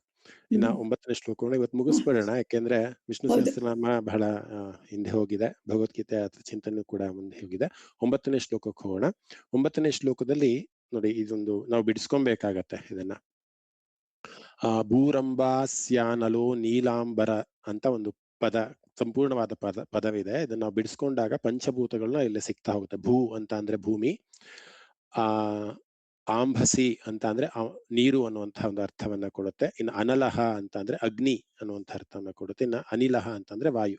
ಇವೆಲ್ಲವೂ ಕೂಡ ಪಂಚಭೂತಗಳು. ಭೂಮಿ, ನೀರು, ಅಗ್ನಿ, ವಾಯು, ಇಷ್ಟು ಕೂಡ ಪಂಚಭೂತಗಳು. ಆಕಾಶ. ಇದು ಐದು ಪಂಚಭೂತಗಳು ಸೇರಿ ನೋಡಿ, ಅಲ್ಲಿ ನೀವು ಗಮನಿಸ್ಕೊಂಡ್ರೆ ಮಹಾನಾರ್ಥೋ ಇಮಾಂಶು ಪುಮಾನ್ ಅಂತ ಇದೆ. ಇಲ್ಲಿ ಮಹಾನಾರ್ಥೋ ಅಂತ ಅಂದ್ರೆ, ಮಹರ್ನಾರ್ಥೋ ಅಂತ ಅಂದ್ರೆ ಸೂರ್ಯ ಅನ್ನೋದನ್ನ ಸೇರಿಸ್ಕೊಂಡಿದ್ದಾರೆ. ಮತ್ತೆ ಇಮಾಂಶು ಅಂತ ಅಂದ್ರೆ ಚಂದ್ರನನ್ನ ಸೇರಿಸ್ಕೊಂಡಿದ್ದಾರೆ. ಇನ್ನ ಪುಮಾನ್ ಅಂತ ಅಂದ್ರೆ ಈ ಜೀವ ಅಥವಾ ಚೈತನ್ಯವಾದಂತಹ ಅಥವಾ ಚೇತನವಾದಂತಹ ಒಂದು ವ್ಯಕ್ತಿ ನಾವು ಅಲ್ವಾ, ಅದನ್ನ ಸೇರಿಸ್ಕೊಂಡಿದ್ದಾರೆ. ಸೊ ಒಟ್ಟು ನಾವು ನೋಡಿದಾಗ ಇಲ್ಲಿ 8, ಇದೊಂದೇ ಒಂದು ಸಾಲಿನಲ್ಲಿ ನಮಗೆ 8 ಅಂಶಗಳು ಸಿಗ್ತಾ ಹೋಗುತ್ತೆ. ಯಾವುದದು ಅಂದ್ರೆ ಭೂಮಿ, ನೀರು, ಅಗ್ನಿ, ವಾಯು, ಆಕಾಶ, ಸೂರ್ಯ, ಚಂದ್ರ ಮತ್ತೆ ಪುಮಾನ್ ಅಂತ ಅಂದ್ರೆ ಜೀವಿತವಾದಂತಹ ಒಂದು ವ್ಯಕ್ತಿ. ಯಾಕೆ ಈ 8 ಇದನ್ನ ಹೇಳಿದ್ರು ನಮ್ಗೆ ಅಂತಂದ್ರೆ, ಈ ಪಂಚಭೂತಗಳು, ಸೂರ್ಯ, ಚಂದ್ರ ಮತ್ತೆ ಈ ಜೀವ, ಇವುಗಳು ಸೇರಿ ಈ ಜಗತ್ತಿನ ಸಂಪೂರ್ಣ ವ್ಯವಸ್ಥೆ ಆಗಿದೆ ಅಂತ ಶಂಕರಾಚಾರ್ಯ ನಮ್ಗೆ ಹೇಳ್ತಾ ಹೋಗ್ತಾರೆ.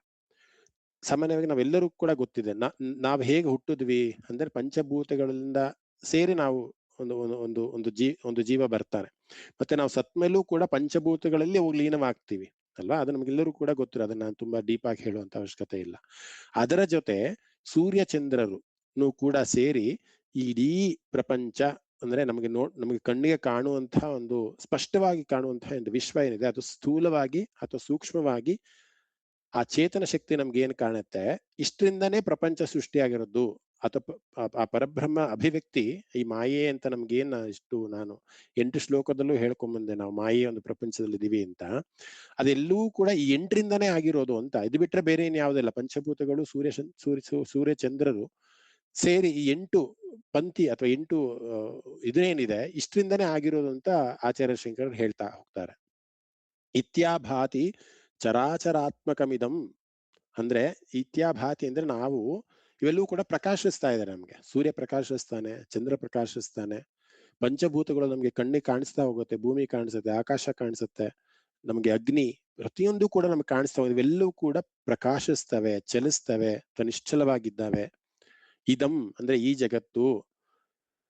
ಸೊ ಈ ಒಂದು ಶ್ಲೋಕದಲ್ಲಿ ಮೂರ್ತ್ಯಷ್ಟಕಂ ಅಂತ ಬರುತ್ತೆ ನೋಡಿ. ಮೂರ್ತ್ಯಷ್ಟಕಂ ಅಂದ್ರೆ 8 ರೂಪಗಳು. ನಾನೇನು 8 ಹೇಳಿದ್ನಲ್ಲ, ಭೂಮಿ, ನೀರು, ಅಗ್ನಿ, ವಾಯು, ಆಕಾಶ, ಸೂರ್ಯ, ಚಂದ್ರ ಮತ್ತೆ ಪುಮಾನ್, ಈ 8 ಮಾಯೆಯ ಒಂದು ಪ್ರತಿಬಿಂಬಗಳು ಅಂತ ಇಲ್ಲಿ ಹೇಳ್ತಾ ಹೋಗುತ್ತೆ. ಚರ ಮತ್ತೆ ಅಚರ. ಯಾವುದು ಚರ?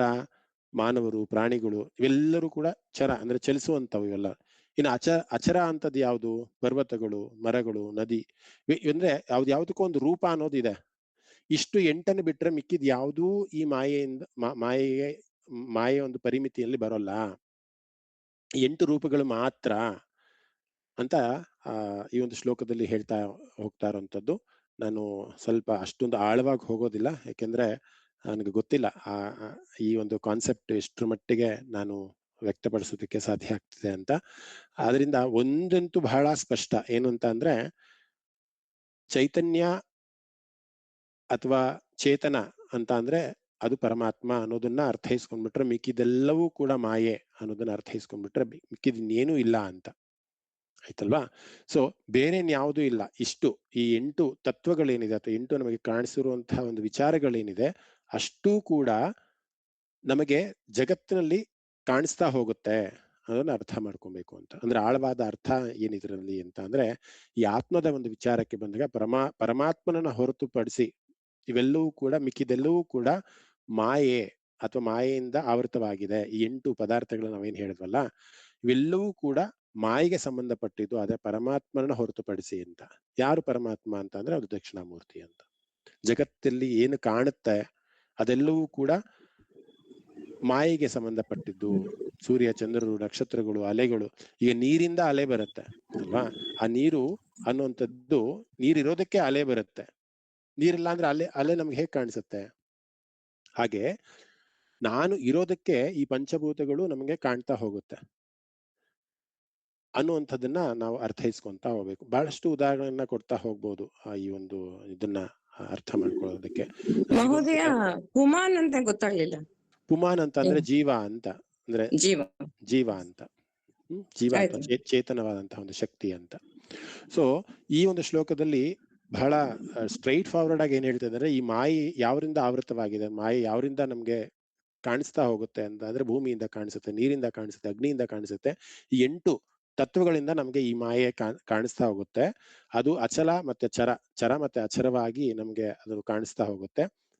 ಇದನ್ನ ಹೊರತುಪಡಿಸ್ಬೇಕಂದ್ರೆ ಇನ್ಯಾವುದು ಅಂತ ಅಂದ್ರೆ ಅದು ಪರಮಾತ್ಮನನ್ನು ಹೊರತುಪಡಿಸಿ ಮಿಕ್ಕಿದ್ದೆಲ್ಲವೂ ಕೂಡ ಮಾಯೆ, ಬೇರೆ ಇನ್ಯಾವುದೂ ಇಲ್ಲ.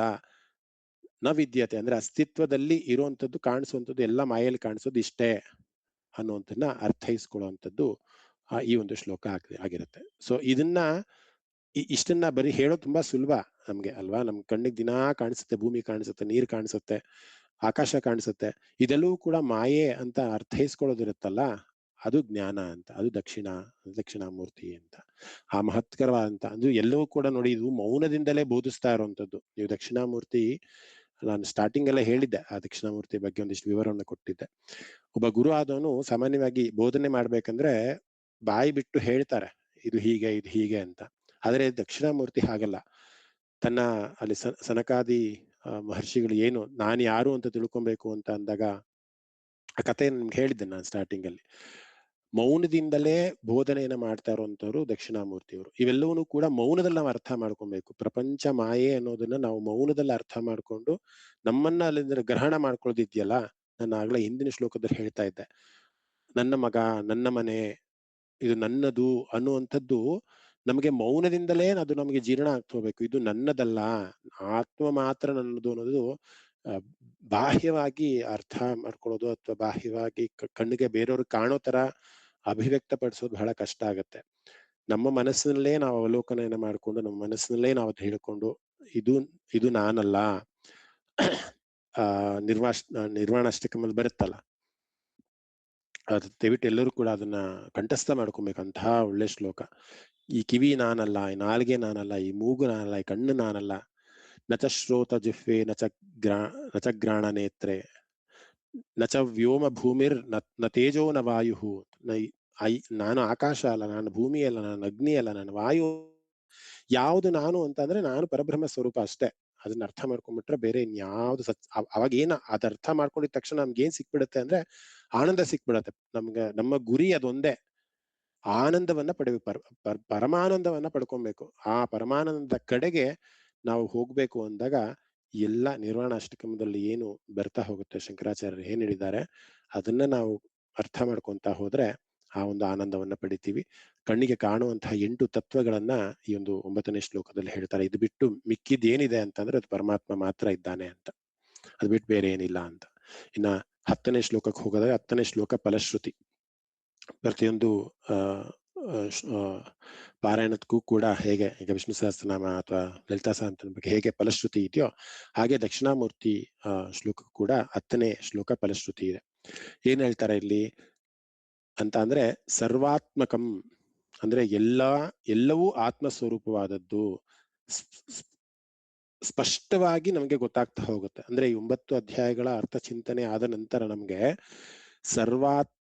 ಸರ್ವಾತತ್ವಂ ಅಂದ್ರೆ ಪ್ರತಿಯೊಂದೂ ಕೂಡ ಈ ಏನಿದೆ ಈ ಇಡೀ ಪ್ರಪಂಚ ತುಂಬಾ ಸ್ಪಷ್ಟವಾಗಿ ಸ್ಫುಟೀಕೃತಂ ಅಂದ್ರೆ ಸ್ಪಷ್ಟವಾಗಿ ವಿವರಿಸಲಾಗಿದೆ. ಏನಂತ ವಿವರಿಸಲಾಗಿದೆ ಈ ಶ್ಲೋಕದಲ್ಲಿ ಅಂತ ಅಂದ್ರೆ, ಎಲ್ಲವೂ ಕೂಡ ಆತ್ಮವೇ.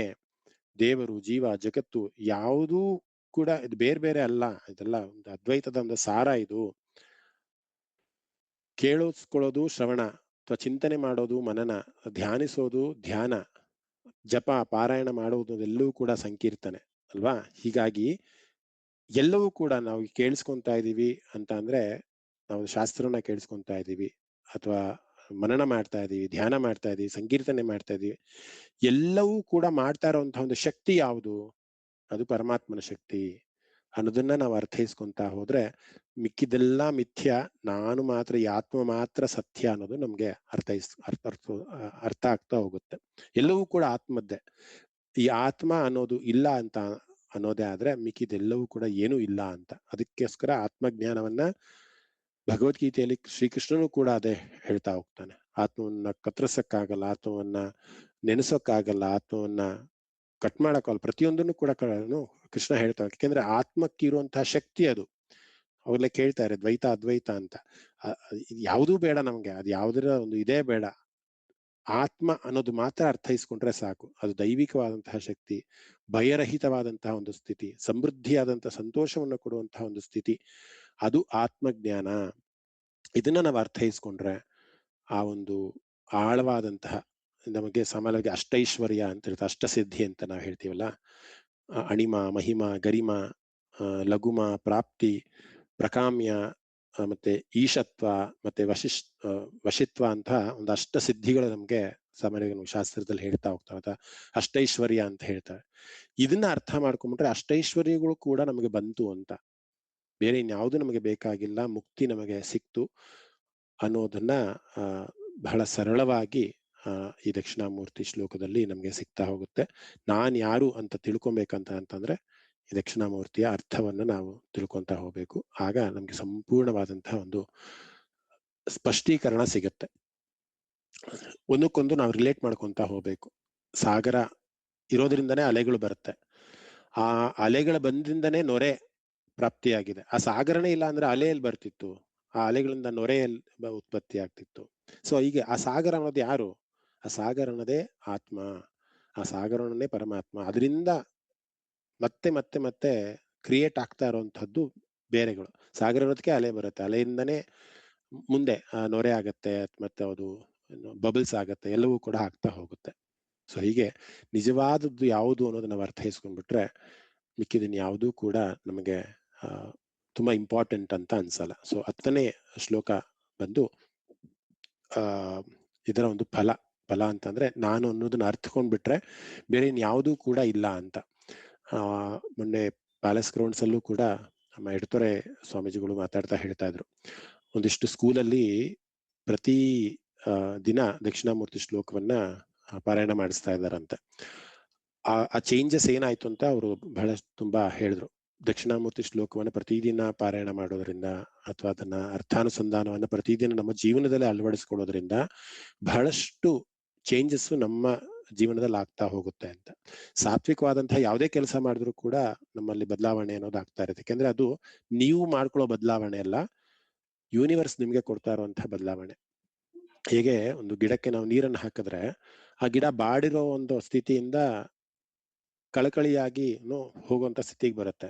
ಅದು ಗಿಡ ಆಗಿದ್ದಲ್ಲ, ಗಿಡದಿಂದ ಆಗಿದ್ದ ಬದಲಾವಣೆ ಅಲ್ಲ, ಅದು ಆ ವಾತಾವರಣದಿಂದ ಆದಿದ್ದ ಬದಲಾವಣೆ. ನೀವೆಲ್ಲೋ ಬೆಂಕಿಯ ಶಾಖದಲ್ಲಿ ಗಿಡವನ್ನು ಇಟ್ಬಿಟ್ಟು ನೀರು ಇದ್ರೆ ಆ ಶಾಖಕ್ಕೆ ಅದು ಮತ್ತೆ ಕಳಕಳಿಯಾಗಿ ಕಾಣಿಸೋದಿಲ್ಲ. ಆ ಯೂನಿವರ್ಸು ನಮಗೆ ಸಪೋರ್ಟ್ ಮಾಡಬೇಕು ನಾವು ತುಂಬಾ ಆನಂದವಾಗಿರೋದಕ್ಕೆ ಅಥವಾ ನಾನು ಯಾರು ಅಂತ ತಿಳ್ಕೊಳ್ಳೋದಕ್ಕೆ. ಸೊ ಹಾಗಾಗಿ ದಕ್ಷಿಣಾಮೂರ್ತಿ ಶ್ಲೋಕವನ್ನ ನಾವು ಪಾರಾಯಣವನ್ನ ಮಾಡ್ತಾ ಅದರಲ್ಲಿರುವಂತ ಅರ್ಥ ಸಂಧಾನವನ್ನ ಮಾಡ್ತಾ ನಾನು ಯಾರು ಅನ್ನೋದನ್ನ ನಾವು ಚೆನ್ನಾಗಿ ತಿಳ್ಕೊಂತ ಹೋದ್ರೆ ಆಗ ನಮ್ಗೆ ತುಂಬಾ ಒಂದು ಸ್ಪಷ್ಟವಾದಂತಹ ಒಂದು ಚಿತ್ರಣ ಸಿಗ್ತಾ ಹೋಗುತ್ತೆ. ನಾನು ಯಾರು ಅಂತ ಅಂದ್ರೆ ನಾನು ಚೈತನ್ಯ ಸ್ವರೂಪನಾದಂತಹ ಪರಮಾತ್ಮನೇ ನಾನು. ಅಹಂ ಬ್ರಹ್ಮಾಸ್ಮಿ, ಅಹಂ ಶಿವೋಹಂ.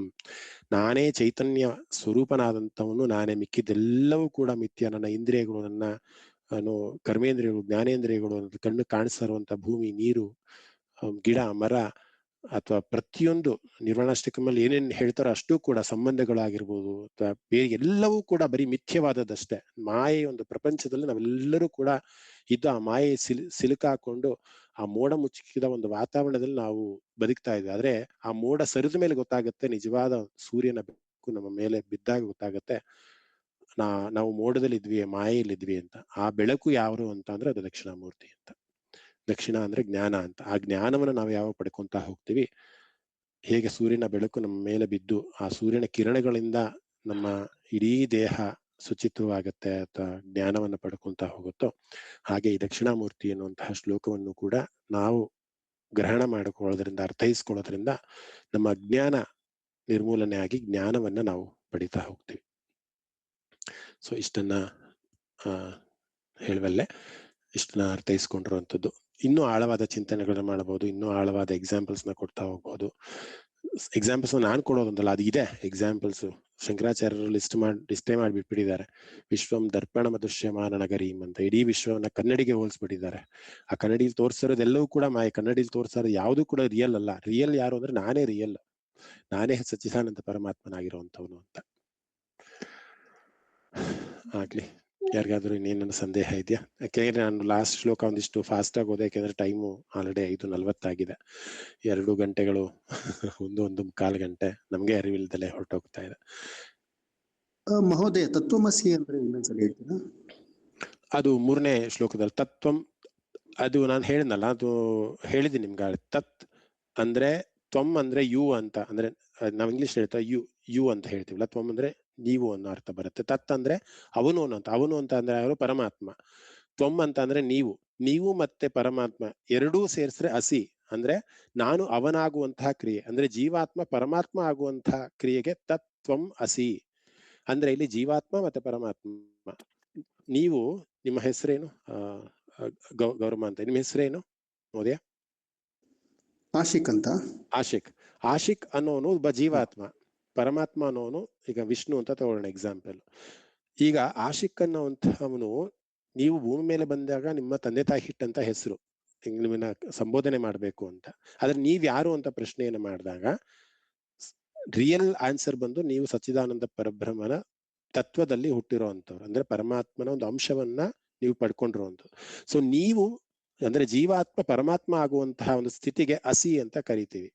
ಅಂದ್ರೆ ಆ ಬದಲಾವಣೆ ಅಂದ್ರೆ ನಾನು ಪರಮಾತ್ಮ ಆಗುವಂತಹ ಬದಲಾವಣೆಗೆ ತತ್ ತ್ವಂ ಅಸಿ. ಸಂಸ್ಕೃತದಲ್ಲಿ ತ್ವಂ ಅಂತ ಅಂದ್ರೆ ಯು, ತ್ವಂ ಪಠಸಿ ಅಂದ್ರೆ ನೀನು ಓದ್ತಾ ಇದೀಯಾ, ತ್ವಂ ಲಿಖಸಿ ನೀನು ಬರೀತಾ ಇದೆಯಾ. ಸೊ ನೀನು ಅದಕ್ಕೆ ತ್ವಂ ಅಂತಾರೆ. ತತ್ ಅಂದ್ರೆ ಅದು ಅನ್ನುವಂತಹ ಅರ್ಥ ಬರುತ್ತೆ. ಸೊ ನೀನು ಅದಾಗೋ ಅಂದ್ರೆ ಜೀವಾತ್ಮ ಪರಮಾತ್ಮ ಆಗುವಂತಹ ಒಂದು ಕ್ರಿಯೆಗೆ ಅಸಿ ಅಂತ ಕರೀತಾರೆ. ಅದಕ್ಕೆ ತತ್ವಂ ಅಸಿ. ಓಕೆ, ನಾವು ಈ ತರ ಅರ್ಥ ಮಾಡ್ಕೊಬೋದಲ್ವಾ? ಇವಾಗ ರಾ ಮೆಟೀರಿಯಲ್ ಇಂದ ಫಿನಿಶ್ಡ್ ಪ್ರಾಡಕ್ಟ್ ಆಗುತ್ತವ, ನಾವು raw material to finished product ಯಾವ ತರ ಸೀಕ್ವೆನ್ಸ್ ಇದೆಯೋ ಅದೇ ತರನೇ ತತ್ವಮಸಿ ಅಂತ ಅನ್ಕೊಬೋದಲ್ವಾ? ಅದೇ ತರ ಇನ್ ದ ಲೇ ಮ್ಯಾನ್ ಲ್ಯಾಂಗ್ವೇಜ್ ಅಲ್ಲಿ. ಇಲ್ಲಿ ರಾ ಮೆಟೀರಿಯಲ್ ಮತ್ತೆ ಫಿನಿಶ್ ಗೂಡ್ಸ್ ಎರಡೂ ಕೂಡ ತ್ವಮ್ಮೆ ಅಲ್ವಾ? ಅಲ್ಲಿ ತತ್ತಾಗೋದಕ್ಕೆ ಹೇಗೆ ಸಾಗತಿ ಆಗತ್ತೆ? ರಾ ಮೆಟೀರಿಯಲ್ ಇಂದ ಬಂತು, ಮೂಲ ಏನು ರಾ ಮೆಟೀರಿಯಲ್ಗೆ? ಅದನ್ನ ಅದು ತತ್ತಾಗತ್ತೆ. ರಾ ಮೆಟೀರಿಯಲ್ ಆಗ್ಲಿ ಫಿನಿಶ್ಡ್ ಗೂಡ್ಸ್ ಆಗ್ಲಿ ಅದು ಮೂಲ ಎಲ್ಲಿಂದ ಬಂತು, ಅದು ತತ್ತಾಗತ್ತೆ. ಸೊ ರಾ ಮೆಟೀರಿಯಲ್ ಮತ್ತೆ ಫಿನಿಶ್ಡ್ ಗೂಡ್ಸ್ ಎರಡೂ ಕೂಡ ತ್ವಮ್ಮೆ. ಅಂದ್ರೆ ನೀವು ಆ ರೀತಿ ಎಕ್ಸಾಂಪಲ್ ತುಂಬಾ ಸೂಟಬಲ್ ಅಲ್ಲ ಅನ್ಸುತ್ತೆ. ಜೀವಾತ್ಮ ಪರಮಾತ್ಮ ಅಂತ ತಗೊಳ್ಳಿ. ಜೀವಾತ್ಮ ಹೇಗೆ ಪರಮಾತ್ಮನಾಗ್ಬೇಕು? ಈಗ ಸಾಮಾನ್ಯವಾಗಿ ಹೇಳ್ತಾರಲ್ಲ, ಸಿದ್ಧ ಪುರುಷರು ಸದ್ಗತಿಯನ್ನ ಪಡ್ಕೊಂಡ್ರು, ಮೋಕ್ಷವನ್ನ ಪಡ್ಕೊಂಡು ಪರಮಾತ್ಮನಲ್ಲಿ ಲೀನರಾದ್ರು ಅಂತ ನಾವು ಸಾಮಾನ್ಯವಾಗಿ ಕೇಳಿರ್ತೀವಿ. ಸೊ ಏನದರ ಅರ್ಥ ಅಂದ್ರೆ ಜೀವಾತ್ಮ ಪರಮಾತ್ಮರಾದ್ರು ಅಂತ. ಆ ಜೀವಾತ್ಮ ಪರಮಾತ್ಮ ಆಗೋದಕ್ಕೆ ನಾವು ಬಹಳಷ್ಟು ಜನ್ಮಗಳನ್ನ ತೆಗೆದುಕೊಂಡು ಪುಣ್ಯ ಕಾರ್ಯಗಳನ್ನ ಮಾಡ್ಕೊಂಡು ಚಿತ್ತಶುದ್ಧಿಯನ್ನ ಮಾಡ್ಕೊಂಡು ಯಾವ ಕ್ಲೆನ್ಸ್ ಆಗಿರ್ತೀವಿ ನೋಡಿ, ಏನೂ ಅಶುದ್ಧತೆ ಅನ್ನೋದಿರಲ್ವಲ್ಲ, ಅವ್ರನ್ನೇ ದೇವರು ಅಂತ ಕರೀತಾರೆ. ಅಂದ್ರೆ ತ್ವಂ ಆದವರು ತತ್ತಾದ್ರು ಅಂತ. ಅಂದ್ರೆ ಜೀವಾತ್ಮನಾದವನು ಪರಮಾತ್ಮನಾದ ಅಂತ. ಆ ಒಂದು ಕ್ರಿಯೆ, ಆ ಒಂದು ಟ್ರಾನ್ಸ್ಫಾರ್ಮೇಶನ್ಗೆ ಅಸಿ ಅಂತ ಕರೆಯುವಂಥದ್ದು. ನೀವು ಅವರಾಗುವಂಥದ್ದು ಅಂದ್ರೆ ಜೀವಾತ್ಮ ಪರಮಾತ್ಮ ಆಗುವಂಥದ್ದು. ಅದು 10ನೇ ಶ್ಲೋಕದಲ್ಲಿ 3 ಮತ್ತೆ 4ನೇದು ಹೇಗೆ ಮಹೋದಯ? ಅದು ಸರ್ವಾತ್ಮತ್ವ ಮಹಾವಿಭೂತಿ ಸಹಿತಂ ತಾದೀಶ್ವರತ್ವಂ ಸ್ವತಃ. ಇಲ್ಲಿ ಸರ್ವಾತ್ಮತ್ವಂ ಅಂದ್ರೆ ಎಲ್ಲವೂ ಆತ್ಮಸ್ವರೂಪ ಅಂತ. ಸ್ಫುಟೀಕೃತಂ ಅಂತಂದ್ರೆ ಸ್ಪಷ್ಟವಾಗಿ ವಿವರಿಸಲಾಗಿದೆ. ಎಲ್ಲಿ ವಿವರಿಸಲಾಗಿದೆ? 9 ಅಷ್ಟಕಂನಲ್ಲಿ ಏನು ಸ್ಪಷ್ಟವಾಗಿ ವಿವರಿಸಲಾಗಿದೆ ಅಂದ್ರೆ ಎಲ್ಲವೂ ಕೂಡ ಆತ್ಮಸ್ವರೂಪವೇ ಅಂತ. ಸರ್ವಾತ್ಮ ತ್ವಮಿತಿ ಅಂತ ಅಂದ್ರೆ ತ್ವಂ ಅಂತ ನಾವು ಹೇಳಿದ್ನಲ್ಲ, ನೀನು ಅಂತ ಅಂದ್ರೆ ನೀನು ಪರಮಾತ್ಮನ ಸ್ವರೂಪ, ಎಲ್ಲವೂ ಕೂಡ ಆತ್ಮವೇ. ಸ್ಫುಟೀಕೃತ ಅಂದ್ರೆ ಸ್ಪಷ್ಟವಾಗಿ ವಿವರಿಸಲಾಗಿದೆ. ಏನಂತ? ನೀ ಎಲ್ಲವೂ ಕೂಡ ಆತ್ಮಸ್ವರೂಪವೇ ಅಂದ್ರೆ ಈ ಸೂತ್ರವನ್ನ ಬಹಳ ಅಚ್ಚುಕಟ್ಟಾಗಿ ಹೇಳಲಾಗಿದೆ ಅಂತ. ಸಿದ್ಧೇ ತತ್ ಪುನರಷ್ಟದ ಪರಿಣಿತಂ ಐಶ್ವರ್ಯ ಅಂದ್ರೆ ಈ ಸೂತ್ರದ ಮುಖ್ಯವಾಗಿ ಏನ್ ಬೋಧಿಸ್ತಾ ಇದೆ ಅಂತಿದ್ರೆ, ಎಲ್ಲವೂ ಕೂಡ ಆತ್ಮವೇ, ಈ ದೇವರು, ಜೀವ, ಜಗತ್ತು ಬೇರೆ ಬೇರೆ ಅಲ್ಲ ಅನ್ನೋದನ್ನೇ ಕೂಡ ನಾವಿಷ್ಟು ಏನ್ ಎಕ್ಸ್ಪ್ಲೈನ್ ಮಾಡಿದೆ 9 ಶ್ಲೋಕಗಳಲ್ಲೂ ಕೂಡ ಒಂದಿಷ್ಟು ಎಕ್ಸಾಂಪಲ್ ನ ಕೊಡ್ತಾ ನಾವು ಎಕ್ಸ್ಪ್ಲೈನ್ ಮಾಡಿದೆ ಅಲ್ವಾ? ಈ ಜಗತ್ತು ಬೇರೆ. ಈಗ 9ನೇ ಶ್ಲೋಕದಲ್ಲಿ ನಾವು ಹೇಳಿದ್ವಿ 8 ತತ್ವಗಳನ್ನ ನಾವು ಹೇಳಿದ್ವಿ, ಇದು ಬೇರೆ ಇದು ಬೇರೆ ಆದ್ರೆ ಯಾವುದು ಬೇರೆ ಅಲ್ಲ, ಆತ್ಮ ಬೇರೆ ಅನ್ನೋದನ್ನ ಎಕ್ಸ್ಪ್ಲೈನ್ ಮಾಡ್ತೀವಿ ಅಲ್ವಾ? ಸೊ ಅದನ್ನೇ ಆಳವಾದ ಅರ್ಥವನ್ನ ಏನ್ ಕೊಡುತ್ತೆ ಅಂದ್ರೆ ಎಲ್ಲವೂ ಕೂಡ ಆತ್ಮದಿಂದನೇ ಎಲ್ಲವೂ ಕೂಡ ಆಗತ್ತೆ ಅಂತ. ಧನ್ಯವಾದ. 5th ಶ್ಲೋಕದಲ್ಲಿ ಸೆಕೆಂಡ್ ಲೈನ್, ದಟ್ ಇಸ್ 3 ಬಾಲಾಂಧ ಜಡೋಪಮಾಸ್ತ್ವಹಮಿತಿ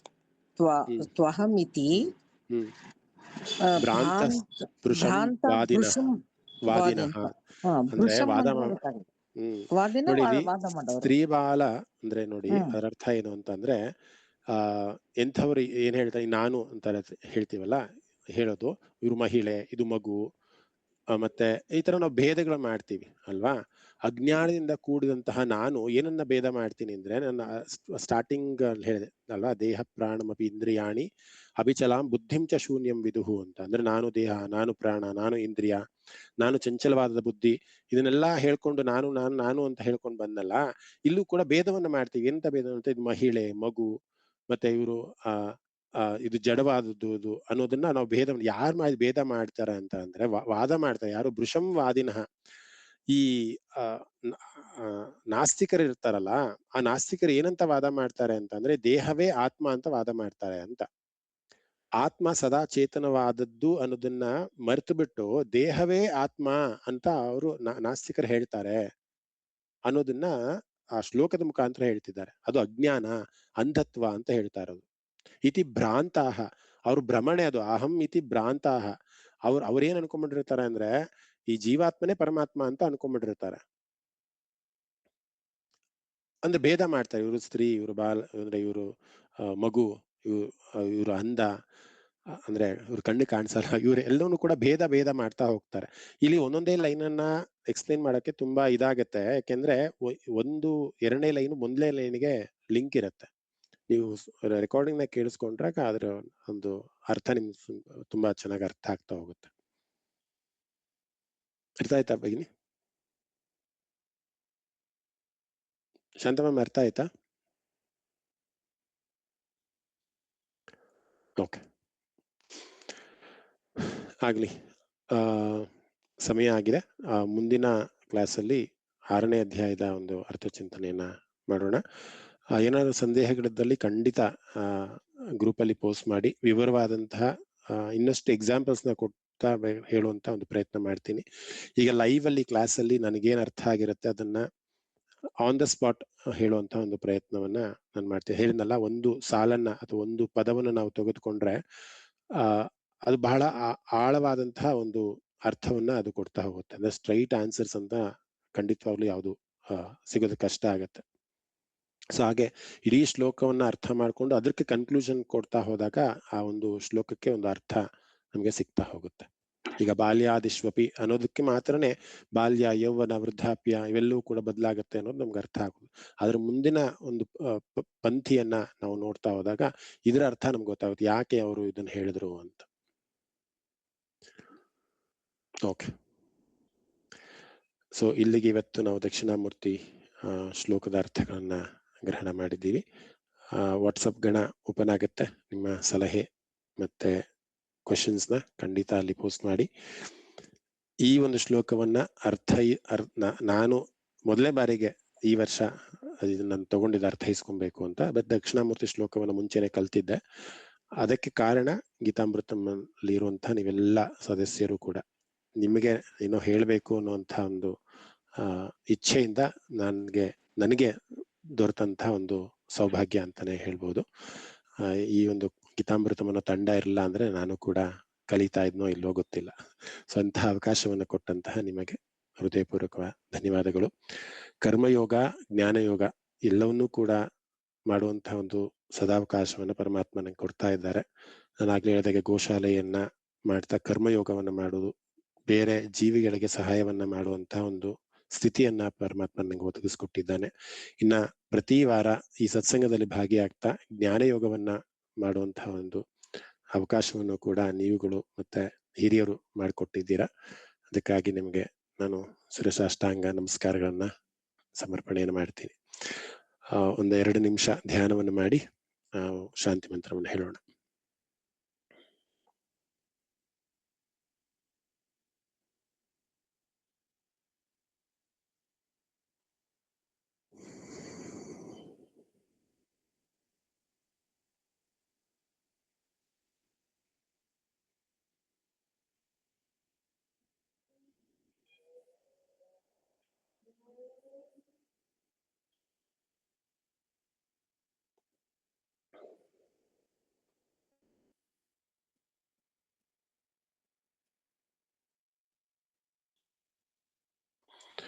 ಸರ್ವೇ ಭವಂತು ಸುಖಿನಃ, ಸರ್ವೇ ಸಂತು ನಿರಾಮಯಾಃ, ಸರ್ವೇ ಭದ್ರಾಣಿ ಪಶ್ಯಂತು, ಮಾ ಕಶ್ಚಿತ್ ದುಃಖಭಾಗ್ ಭವೇತ್. ಓಂ ಶಾಂತಿ ಶಾಂತಿ ಶಾಂತಿ. ಶ್ರೀ ಗುರುಭ್ಯೋ ನಮಃ. ಹರಿಃ ಓಂ ತತ್ಸತ್. ಧನ್ಯವಾದಃ ಸರ್ವೇಭ್ಯಃ.